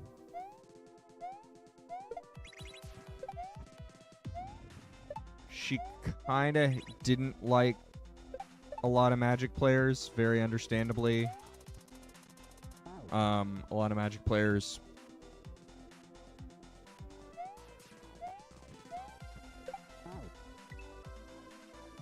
aren't very welcoming to women at the events, I would say.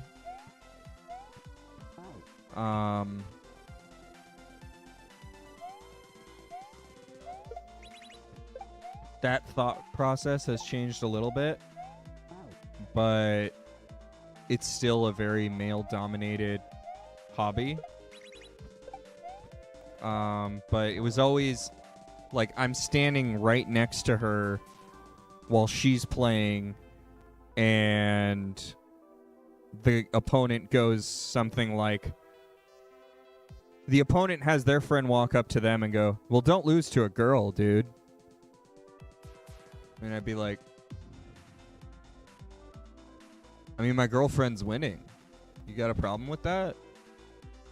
She's just here to play, just like anyone else here.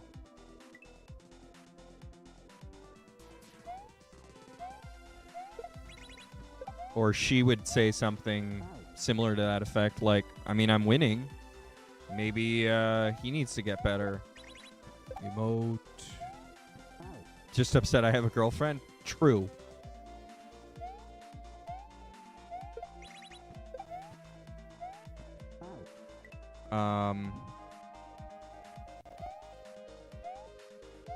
That stuff frustrates you now? That stuff frustrated me then. That was certainly a part of the reason why I stopped going to F&Ms at certain stores and found different stores, and I got around, man.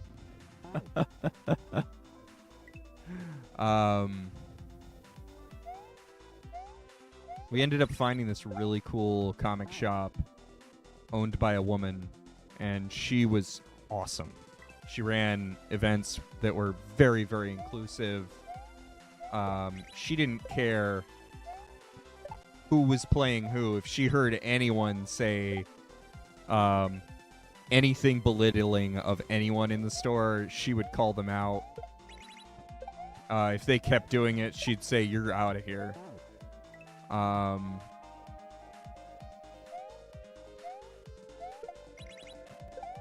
She was not afraid to kick people out of her business.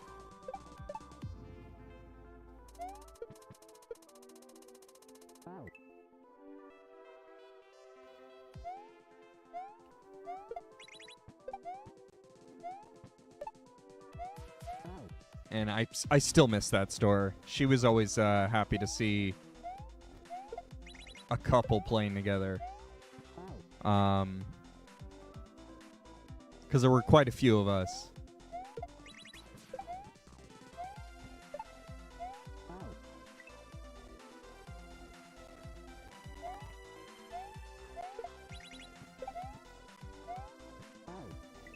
And I always thought it was funny. She'd always be like, do you guys want to sit next to each other?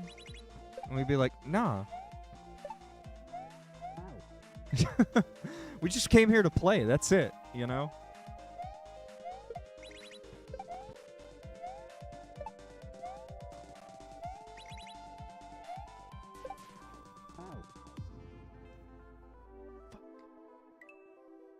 But yeah.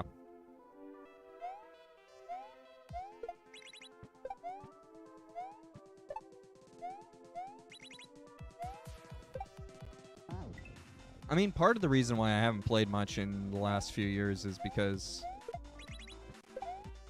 with 2 kids and moving across the country, I just have not bothered to go look for a new store. But the other reason is I really just don't want to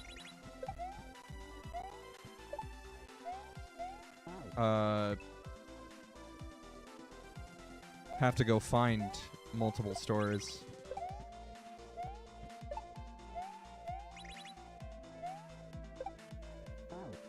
Is part of it, right? There's not as many stores out here as there was where I was, and that's very understandable.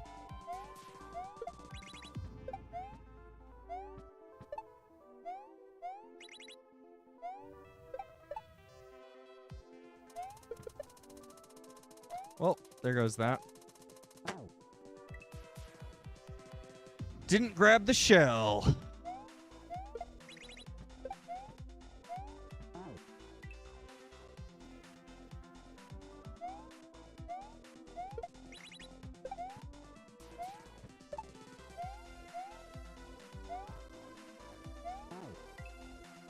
But yeah, by that point, I was no longer judging.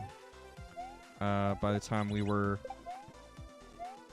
doing events together, I had a lot more fun not judging. And plus the changes had already kind of... I would judge an event like just to stay certified. I was judging like 1 event a year kind of thing.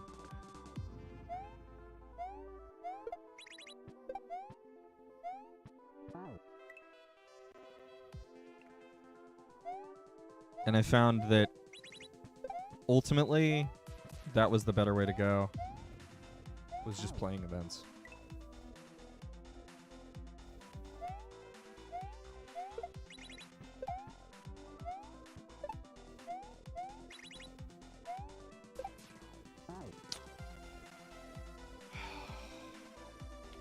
All right. This is a level, man.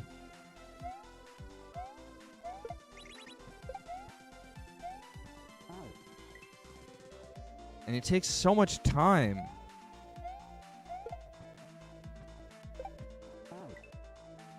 When I fail things. Jeez.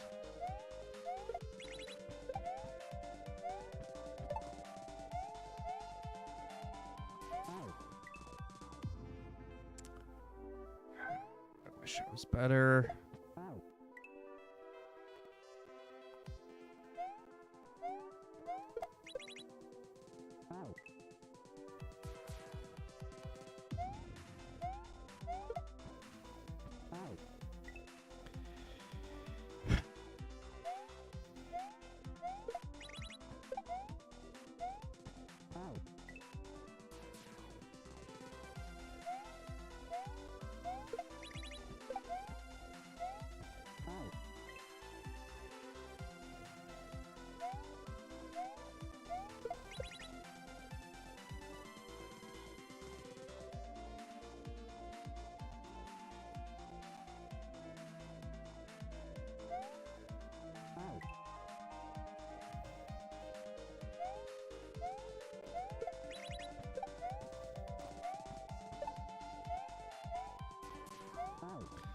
I'd love to see what Slopcore does in this.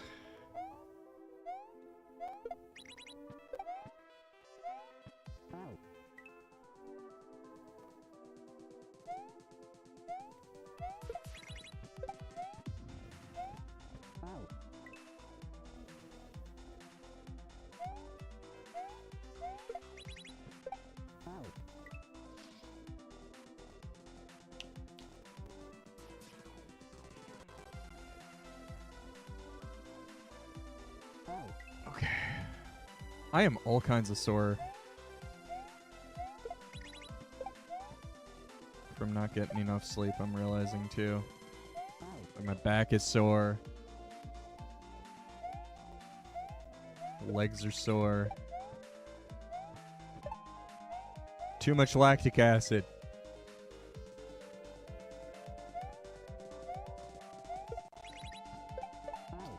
I am not built to stay up till 3 in the morning anymore, is ultimately what it boils down to. Oh, jeez. Well, that's a good piece of knowledge. I was up till 3? Weird. Yeah, I was up till 3, watching coverage for the election.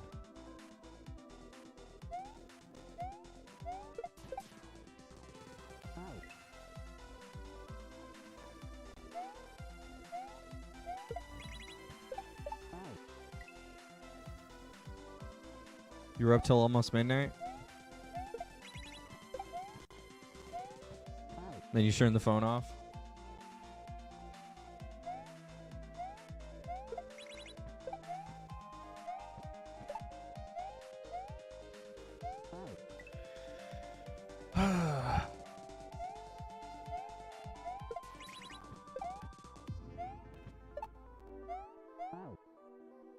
Here's my requested link. I was like, I'm pretty sure he speedran this, so there's probably a video somewhere.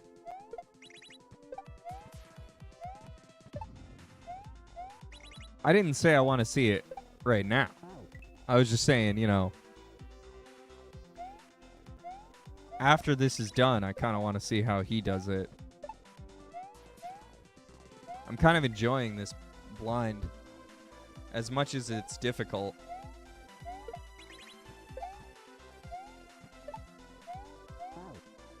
I doubt this got tasked, unlike Quickie World, for example. But maybe it did. I don't know. Maybe I should look for those sorts of things in the future. Is just like play a hack and then you enjoy not knowing even if you're attempting the right thing. Well, I mean, that just feels even better, right? When you get through the level and you attempted the right thing.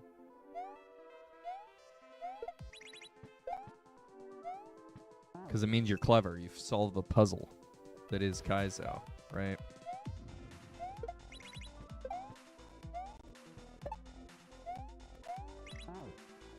You're pretty sure this got... Welcome in, Plasma Snake. This got tasked, but there are some very trash tasks out there. You always try and break a level? Oh, okay.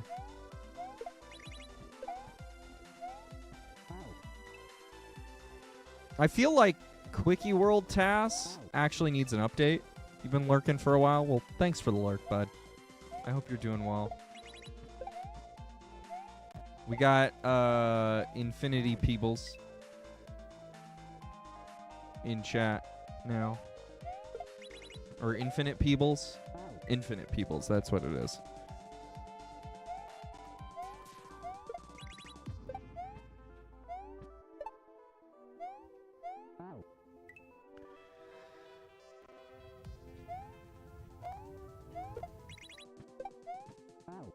Well, see, I can't tell you what it is because it's an emote.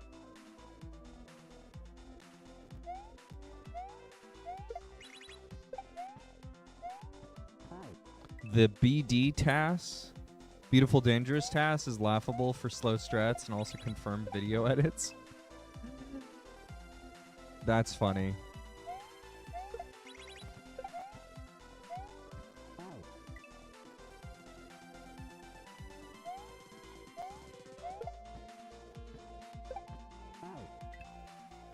wish I could do this.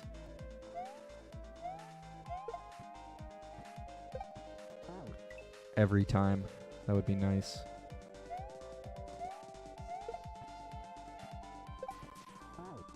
Tools are only as good as the human will. Yeah, exactly. I completely understand that. Like, I think the Quickie World TAS is older than the world record and goes slower than the world record. So it needs some stat changes. I'm not a TASer though, so I have no idea. 1 minute faster than world record. That's cool. So it's got some cool stats in it then. Yeah, I don't know, like, I used to watch TaskBot at GDQ, but I don't actually know if any of those runs are, you know, optimized. For example, like, those could all be just for the memes. And I mean, they were very entertaining at GDQ, so they served their purpose in terms of getting donations in. But I have no idea if any of those strats were the best strat at the time, or if they're even the best strat today, or anything. But I'm not too focused on it. But I do recognize that, like, yeah, it really takes a good Kaizo player to make a good task, because they need to know all the tech in order to make a task, really. And they need to think through all of the potential task-only strats that are available that might allow them to skip things. You know, doing a little left-right action at the same time, that simultaneous left-right that a controller can't do, can make your SMW speed insane. For example, and knowing all of that stuff, I don't. I certainly don't. Oh my gosh.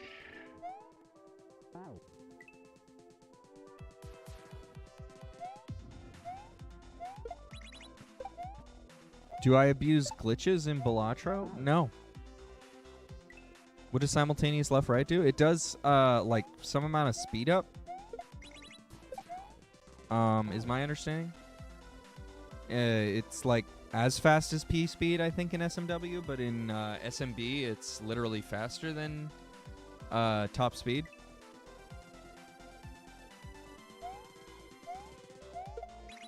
If you reach some sort of pattern. I think I'd have to read it again. It's been a long time since I've even looked into some of this stuff. And it was never something that I did, obviously. You can achieve it on a hitbox, yeah. And for the longest time, you couldn't speedrun with any controller that allowed you to do impossible inputs, right? And so that's why hitboxes have only really, you know, taken off recently, is because we've kind of laxed the rules on what controllers are allowed on speedrun communities.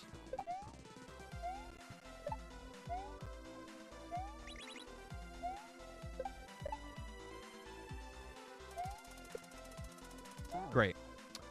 Unconfirmed, but random Google tells you in Super Mario World pressing left right with a cloud or a P balloon allows you to fly extra fast and through walls. Yes, there we go. Through walls. It makes you Superman. It's absurd stuff. Absolutely absurd stuff.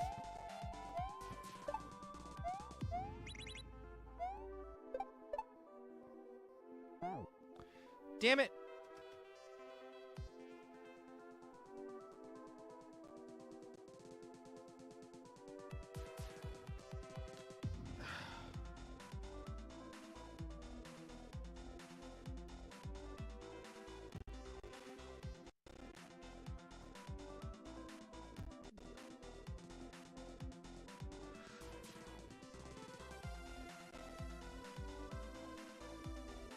Does make sense that the code wouldn't necessarily properly handle impossible input. Exactly. Well, yeah, it was something I believe they knew about, but they were like, well, the controller can't do it, so it's fine. Is my understanding of that story.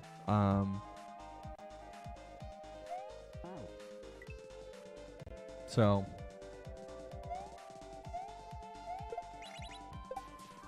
because it's in multiple games.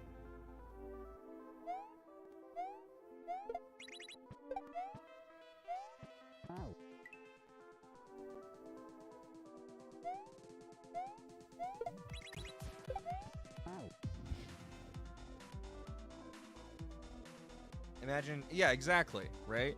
Imagine doing all this work and then finding out that,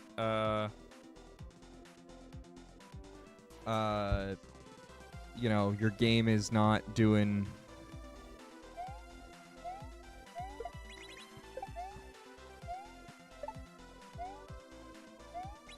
well after you fix the thing, so you just leave it. Like, you wouldn't even bother. You wouldn't even bother. You go, oh, that's not a compatible input. We're gonna move on now. Like, right? We're coding for the 99% choice at that point, right? Like, it's not even a 80% case. It's a probably never gonna happen case at the time. Because even turbo controllers of the age, third-party turbo controllers, they didn't have left-right inputs. They just had, you know, A turbo and B turbo, or like left turbo or right turbo, but never left-right turbo as an option. You would have had to modify a piece of third-party hardware or first-party hardware in order to manipulate that into being a possible thing. Which, like, you know, most audience isn't doing. They might buy a turbo controller, but they're not going to buy... but, like, most people are not going to buy a controller and then open it up. I don't know. I feel like even of the time.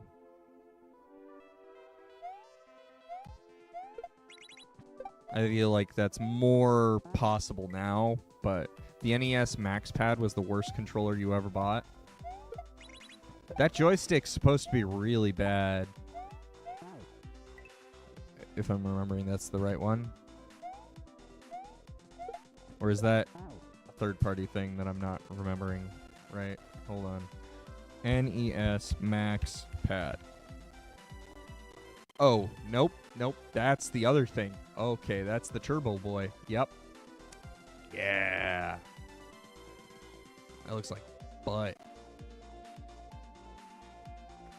Oh, this is official? I've seen pictures of this before. I never had one. Obviously, I never had an NES, but... this has got to be licensed, right? I mean, the box looks unlicensed. It's got Nintendo all over it.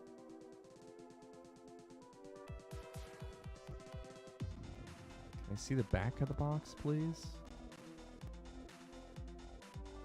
No? The Advantage is what I was thinking of, yeah. The joystick. But... yeah, I don't see...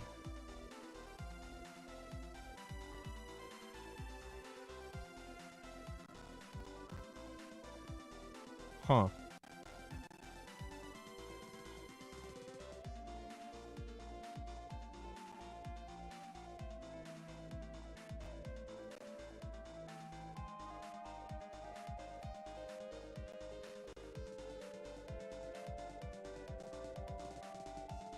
Huh.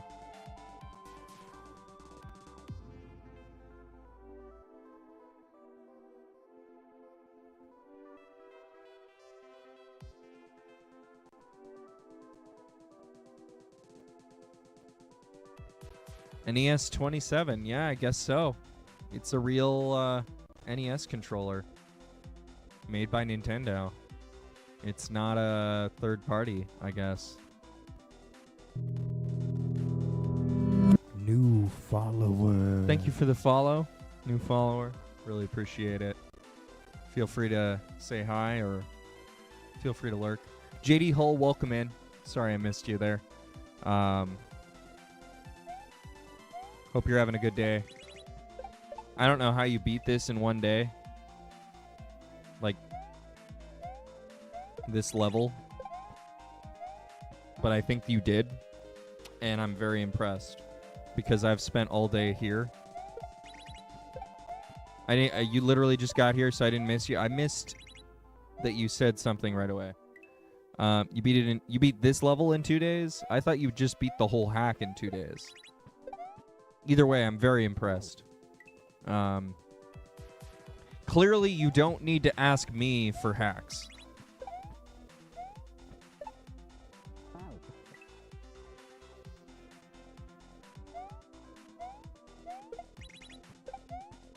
Because I've spent all day on this room. All day. 2 hours, 37 minutes. Or no, 2 hours, 28 minutes. There we go. 2 hours, 28 minutes on this room. Nothing else.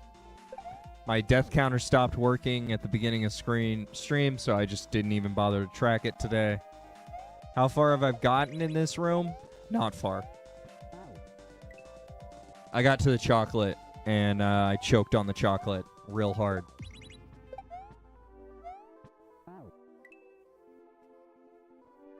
Technically, this stack right here is chocolate, but I don't know. That's more not that weird compared to the mole platform saw thing that I'm really struggling with here. This is the room that gave you the most trouble over the shell jumps?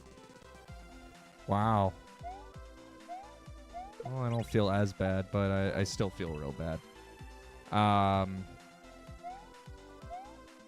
Because I definitely spent a whole stream on that one, too!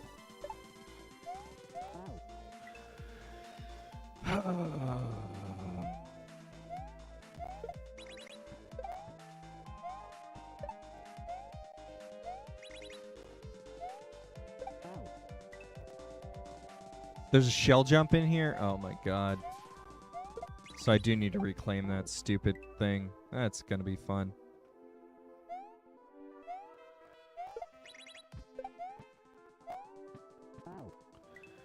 Alright. It's been fun, everyone. Just gonna end stream. Fuck it. Fuck it. We're done. We're done here.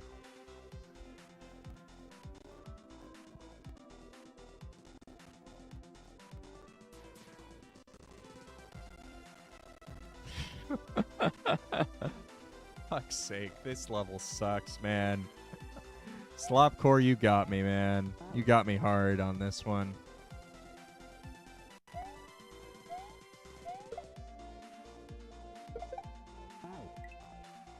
I can't even get to the damn point where it's hard.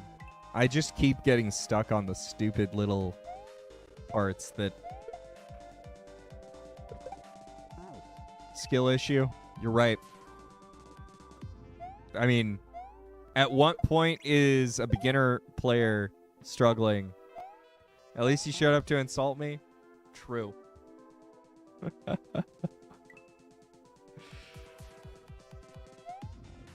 But it's not even an insult. It's just the truth. Oh my god. I can't recover anything. I will say, this is a little awkward. Because even when I get it, I don't get it all the time, you know?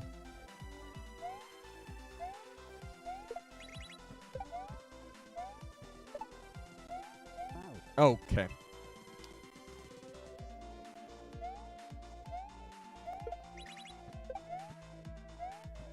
Okay.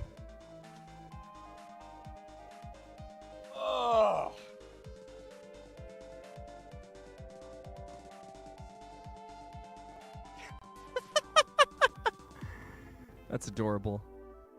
That's adorable.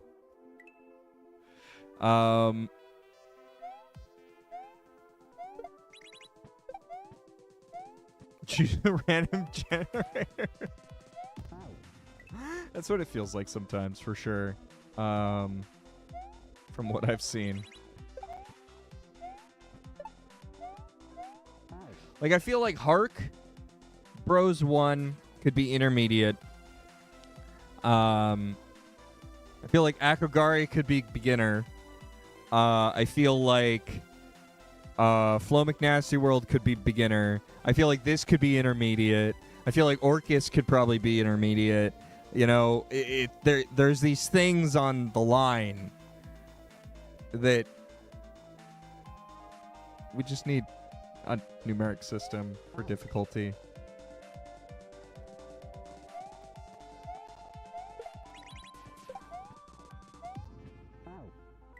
Maybe a rubric or something.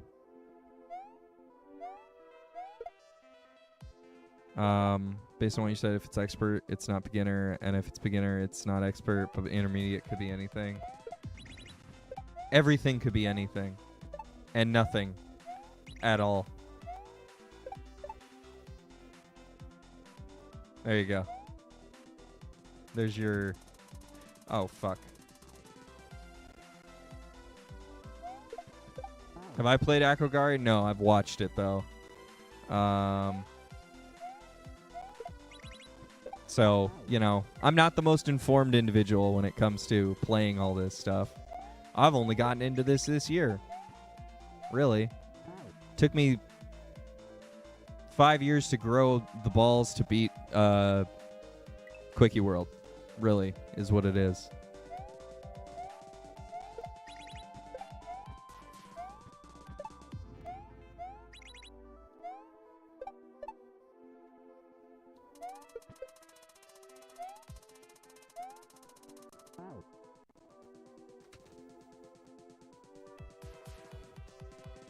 Oh, that feels horrible.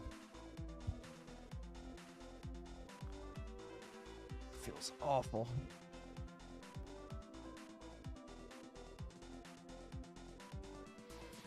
I didn't do what I set out to do there. It took me so long to get there. It took me over half an hour to get back there. It's simple shit.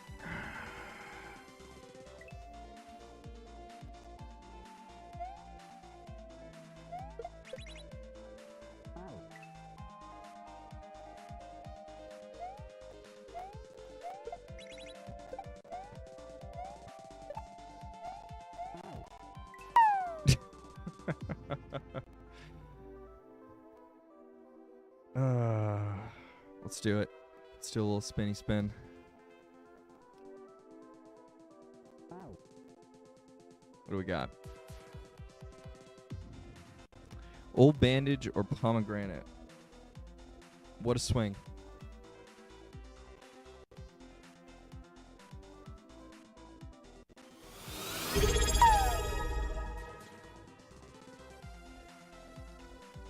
Nasty Triangle just gave Jack Harlow their Bezos bucks.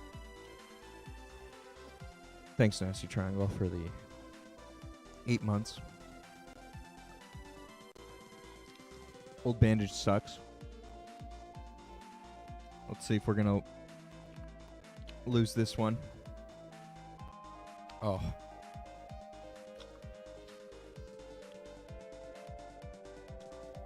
And then AI Snake, thank you for redeeming.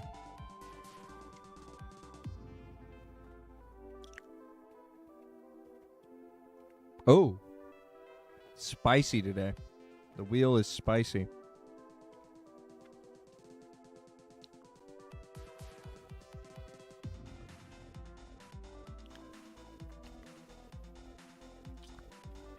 Oh. Dead fish, really? It's been a bad bean day today. Let's see if my luck turns around.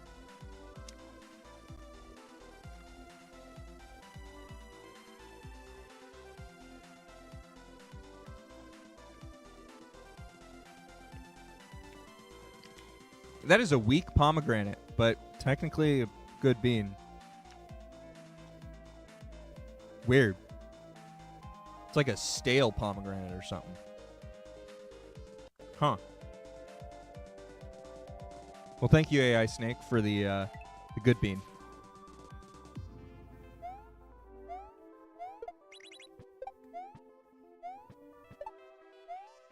Oh, come on.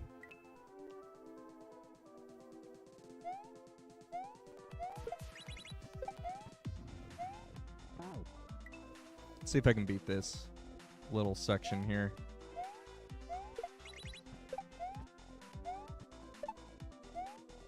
Okay.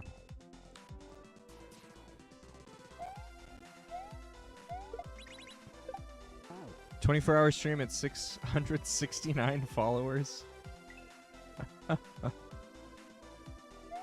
I did a 12-hour stream at 500.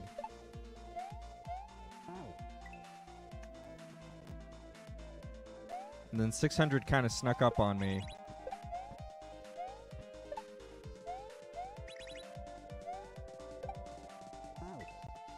So I still haven't really figured out what to do with 600. And I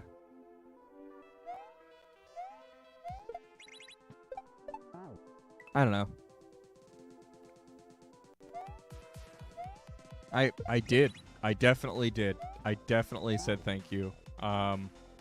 Ultimately, I'm just really appreciative that there's people who are here watching me even some percentage of the time. The number of lurkers is outstandingly impressive. I never thought I would have this many people watching me when they do.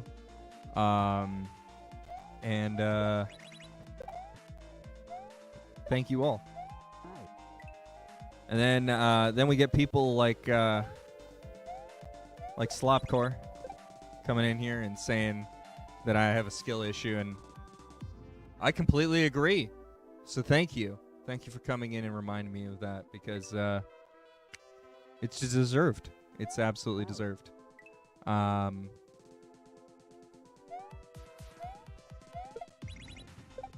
I appreciate it a lot.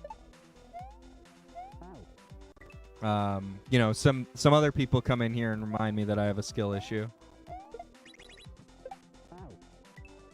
Someone from outside had to remind me of that? No, not at all. I just figure I'd call out a guest, because there are definitely, you know, a bunch of guests who walk in here and are like, hey, you got to keep going, man. You even trying? And then we get people like Big Daddy who walk in here every day and go, yeah, I'm lurking. Oh, hey. Big gulps, huh?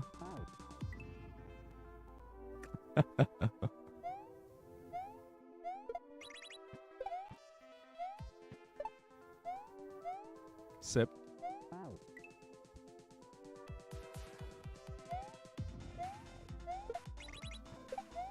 You know, like High Surf, or Big Daddy, or Krukle, or AI Snake, or Nasty Triangle. You guys keep me honest.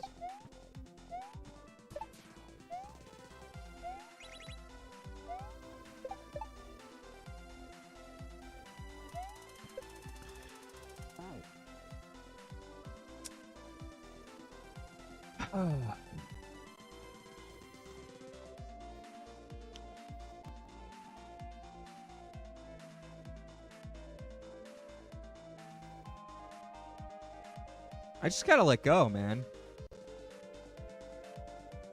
Just gotta let go. Way sooner than that. So I can actually see the effects of the things that I'm attempting to do. I'm pretty sure what you need to do here, especially now that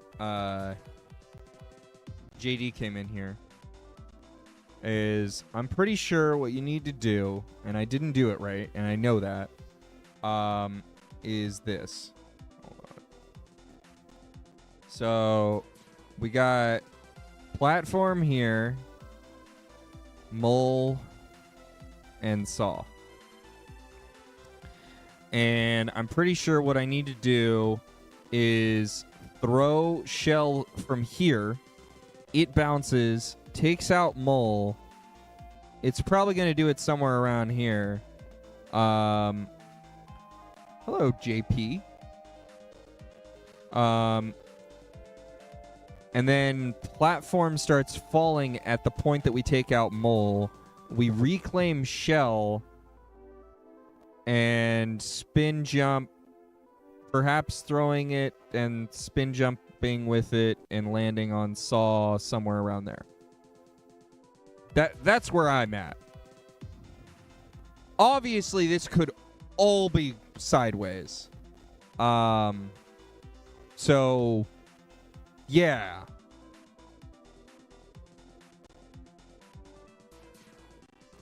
Accurate. You guys nailed it. You guys nailed it. Thank you. You've got the vibe. You've absolutely got the vibe. I really appreciate it. Thank you for not backseating me. We don't have rules against it. Here, you're welcome to. Thank you for the follow. But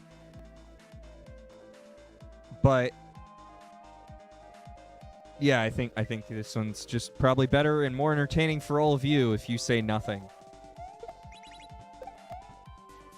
So I can just fully fall into madness at every possible moment. I grabbed the shell. I grabbed the shell. Did you guys see that skill? And how much there was an issue with that skill?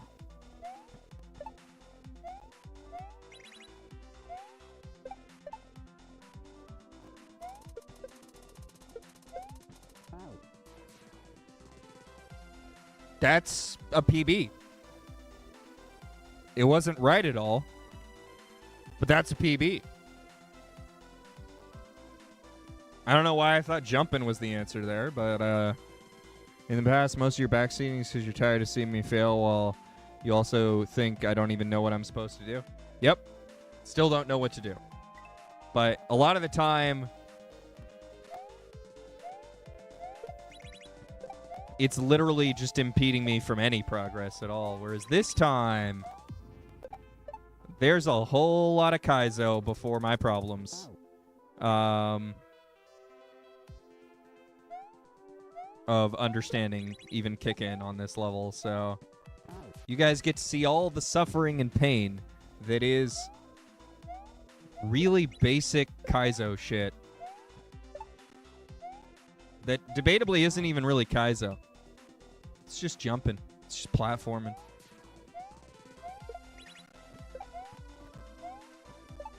It's not until we even get to like a shell jump here that it's really even hard, but you know.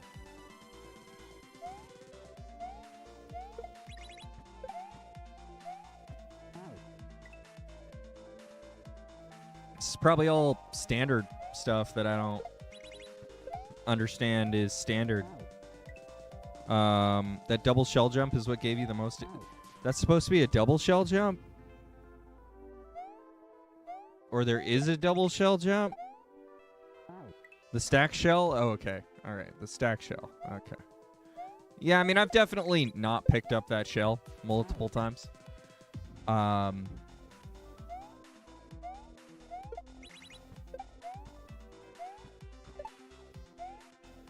just getting there has been a nightmare. Nice. Nice.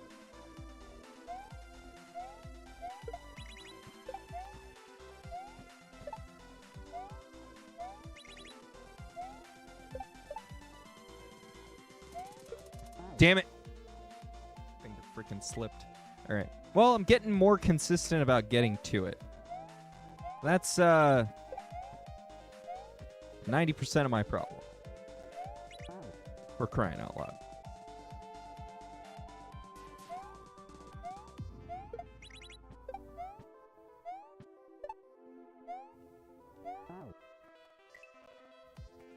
Fair.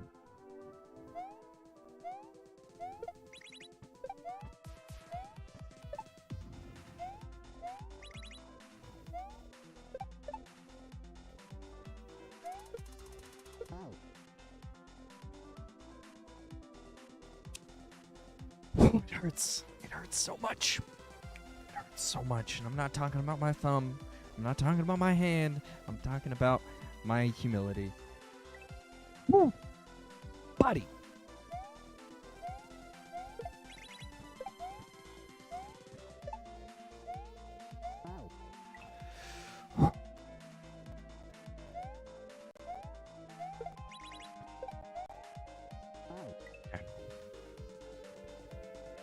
I wish I was better at this. But, you know, that would have required me to not play Magic for 20 years. Womp womp.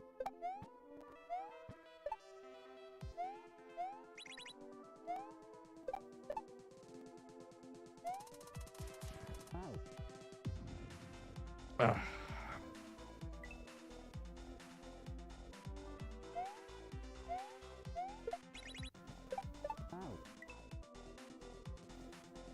You grew up playing Mario and other games and you struggle on this stuff too? Yeah, I get it.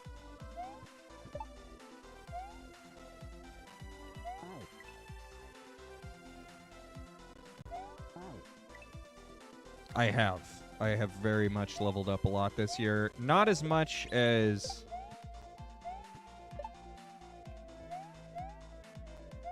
I feel like a lot of other people do in a year, but I'm doing the best I can, and I try not to compare myself to others is ultimately where it boils down to, because as soon as I start doing that, I get more discouraged than anything. Oh my gosh. A year ago I thought Quickie Whirl was A year ago I thought I couldn't do SMW 96. And I took a break from it for about a month or two on some of those levels. I was only playing it once a week, but yeah, that was the original Mario Monday.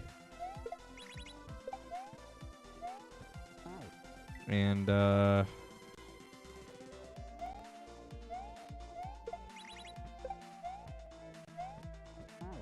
didn't beat it until January, I think, or December. Obviously, you're just a Kaizo prodigy. Absolutely, JD. I mean, you're clearly an amazing gamer with all those Stardew skills. That's really, you know, what you can probably hang your hat of success on. It's Stardew. Stardew teaches you valuable skills like farming and mining and harvesting, and you're able to just, you know, manage all the livestock that you need to, and you know, all those skills add up to be one really great thing, and that is a god tier Mario player. Yeah, there is combat, exactly. Whereas I look at a Metroidvania game and I go, platforming with combat? No thank you. No thank you at all.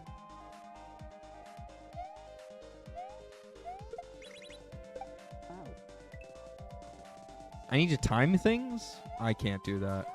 I have no sense of timing. Krukle. I tried that once. I tried that one time. Guess what? I spent about 5 minutes and got really frustrated at the number of deaths. Picked it up again.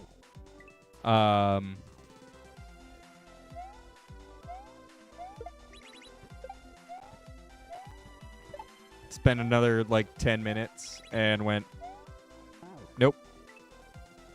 The only wish, not for me. Nasty triangle.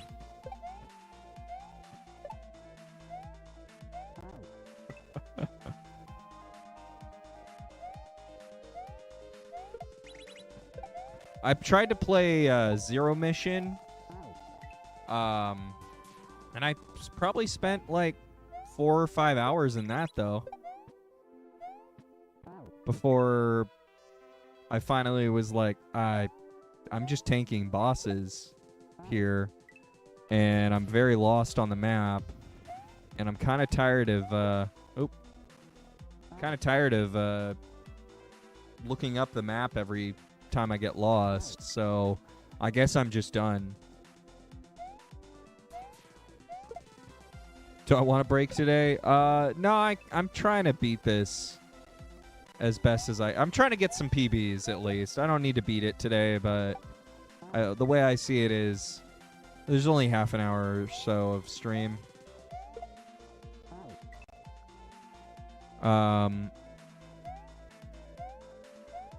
Symphony of the Night is a good enough game. You bought it 3 times. Symphony of the Night is an amazing speedrun that I enjoyed watching, but it is not the kind of game that I will ever beat.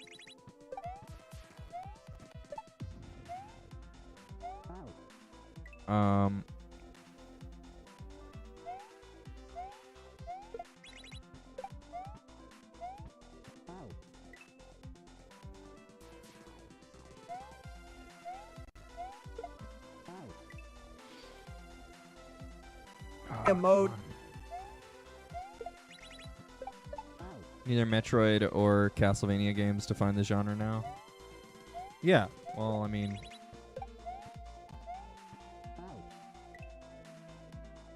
when's the last Castlevania?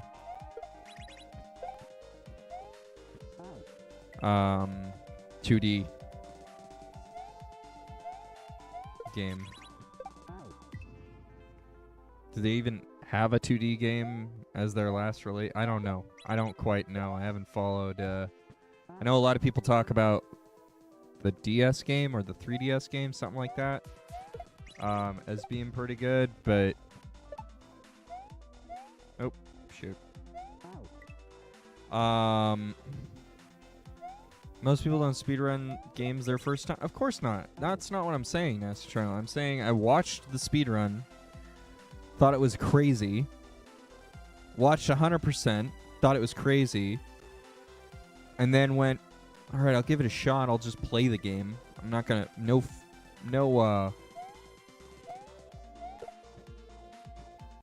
pressure about beating it fast or anything. But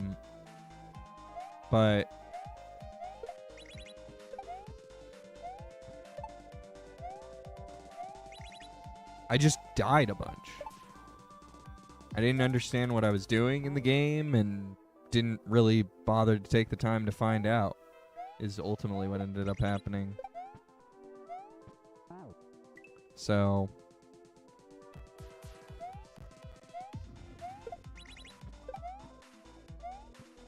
I don't think there's a Metroidvania game out there for me.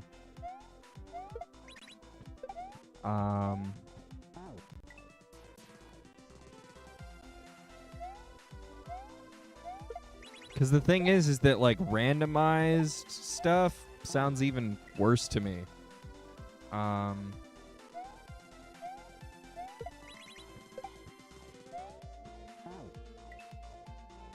Well, I didn't start with Axiom Verge, but I did try out Axiom Verge because I was looking for a modern version after trying these classic ones and getting really lost and, you know, wanting a map in Zero Mission. And tired of, like, just hitting every room and hitting every, like, potential crack in the wall kind of thing.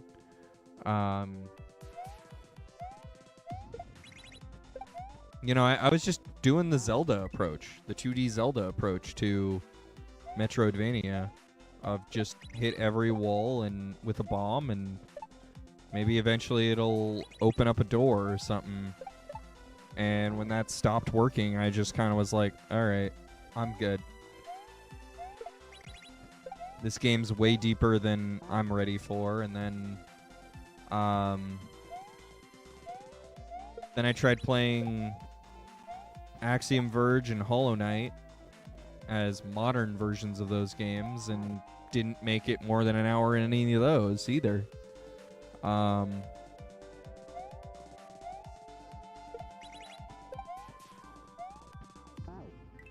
mean, the map isn't great in Hollow Knight, but that is not my complaint as far as gameplay goes. Hollow Knight, first boss killed me to the point of frustration, and I put it down and I never picked it really back up. Until about a year ago, and I picked it up and went, yep, still a problem. All right, bye. But I understand that, as you get deeper into the game, then yeah, the map becomes a problem. But, like, I've never beaten a single boss in Hollow Knight.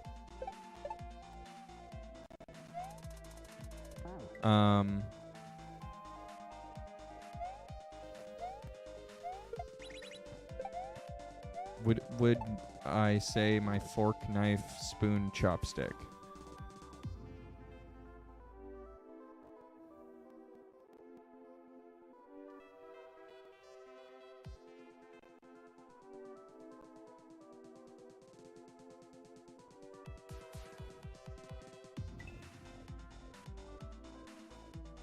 Kaizo knife? Kaizo knife.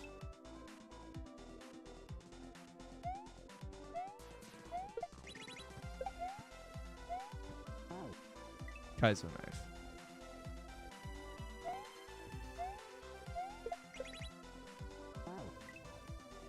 Yeah.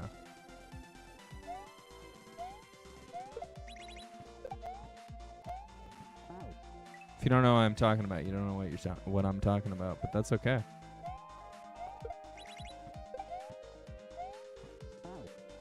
I understand,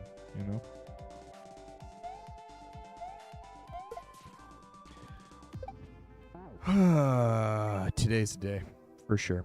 Today is the day that I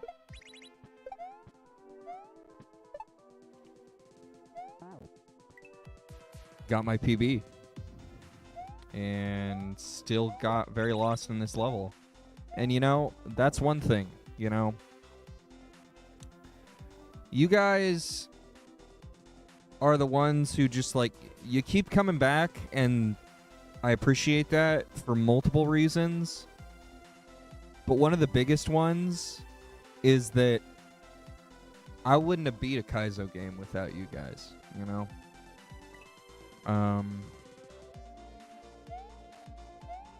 I wouldn't have beat 96 Exit without you guys.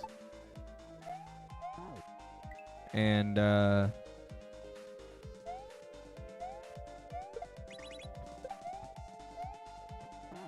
like, I used to get very, very frustrated about games before I had kids. And I know it's hard for people to believe that there's people out there as bad as me, but I would just kind of rage quit everything. And never really got good at anything. To the point where I would just kind of, like, watch Twitch a lot more than I would game. When I wanted to enjoy games. Or I'd watch YouTube more than play games myself. And it wasn't for lack of, like, buying games and trying them and those sorts of things. It was just that, like, I'd get really frustrated.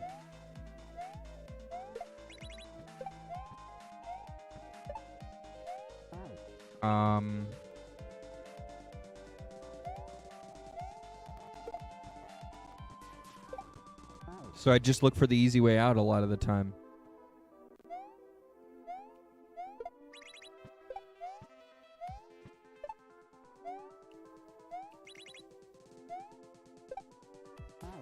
But eventually I kind of hit a point where I was like, I've got all these games I want to beat, And now that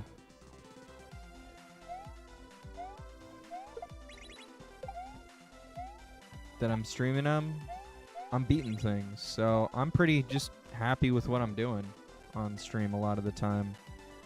And I appreciate anyone who wants to watch that. But the stream itself is just a giant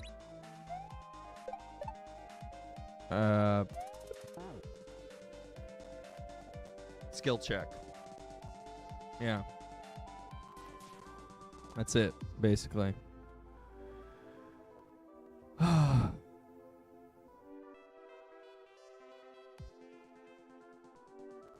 don't understand how we got so many followers today. But I'm glad at least one of them said something. And I appreciate that. So that I know it's not all bots.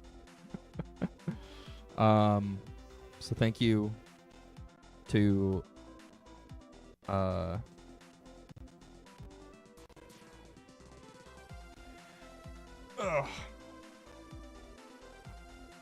thank you to that follower.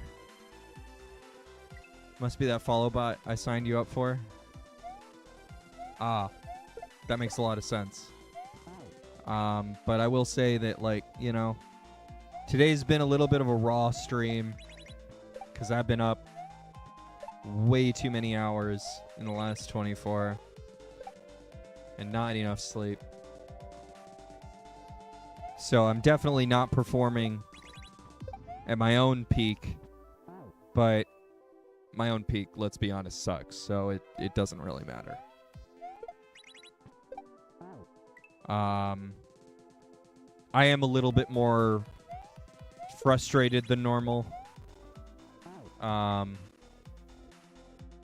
didn't even tell you if it was good or bad news for me. And that's because we don't talk about politics. That's true. I appreciate you guys not making me manage the political conversation because I don't want to talk about it. And not one of them is asked to be hired to work on my stream background. True. That's true. I also have, like, a ton of filters up. So, you know, those of you who do follow and can't talk, it probably means that you know, did something naughty in the past. And I'm sorry if that means that you can't talk here. But it does keep me from getting people coming into my chat and saying that they want to talk to me about their grandma or something. That was a weird one today. So that one was bot, but basically everything else wasn't. Oh,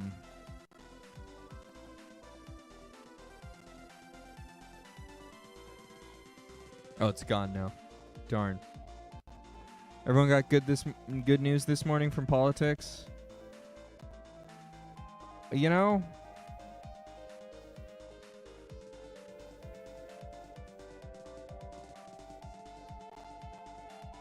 there's always one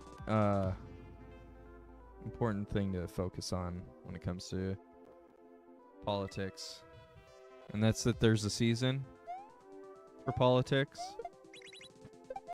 and then there's not a season for politics.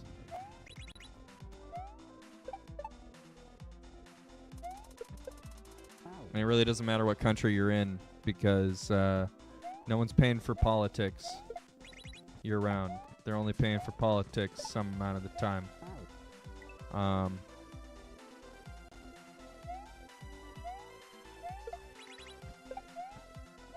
That was every ad on YouTube for you?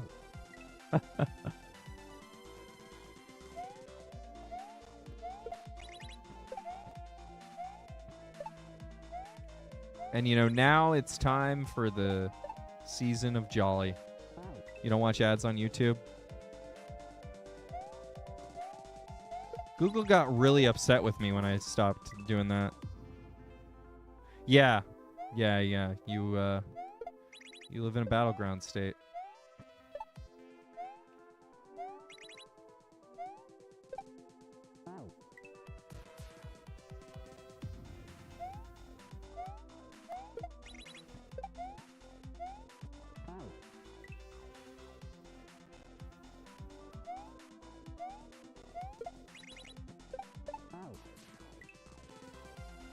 Just constant.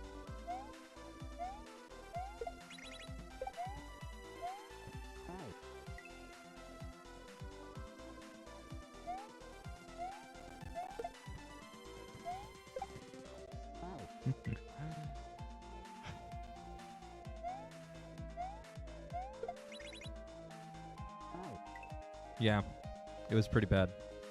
It was pretty bad. Got to the point where your kids were asking you if X candidate really let X number of illegals to the country. Yes, that's all true. That's all true. The question is the answer. Yes.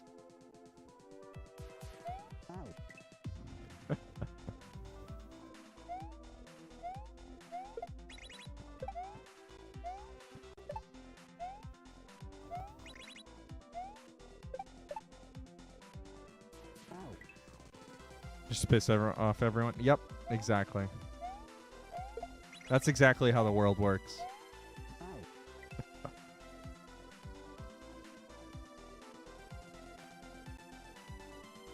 Everyone is sad.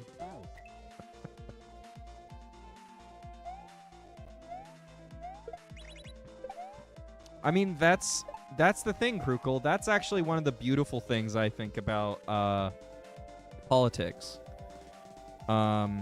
in this country is that, you know, enough people can have an opinion and vote for one thing because this is what's important to them when they're voting for this one thing. And then they can vote for a different thing and you know, that's what's important to them. Right? And maybe that thing and the other thing are conflicting because this person keeps saying this about that thing, but they didn't vote because of that. They voted because of something else, right? And everyone has the prerogative to do that, and I think that that is one of the most beautiful things about this country because we have fair elections that allow people to express their thoughts, and I don't think that that is something, you know, that is so bad about the system, but I do think that there are a lot of people who don't bother to look up others on their issues, and they like staunchly just party, and what someone told them to do. And they're not using the information that they have access to their fullest.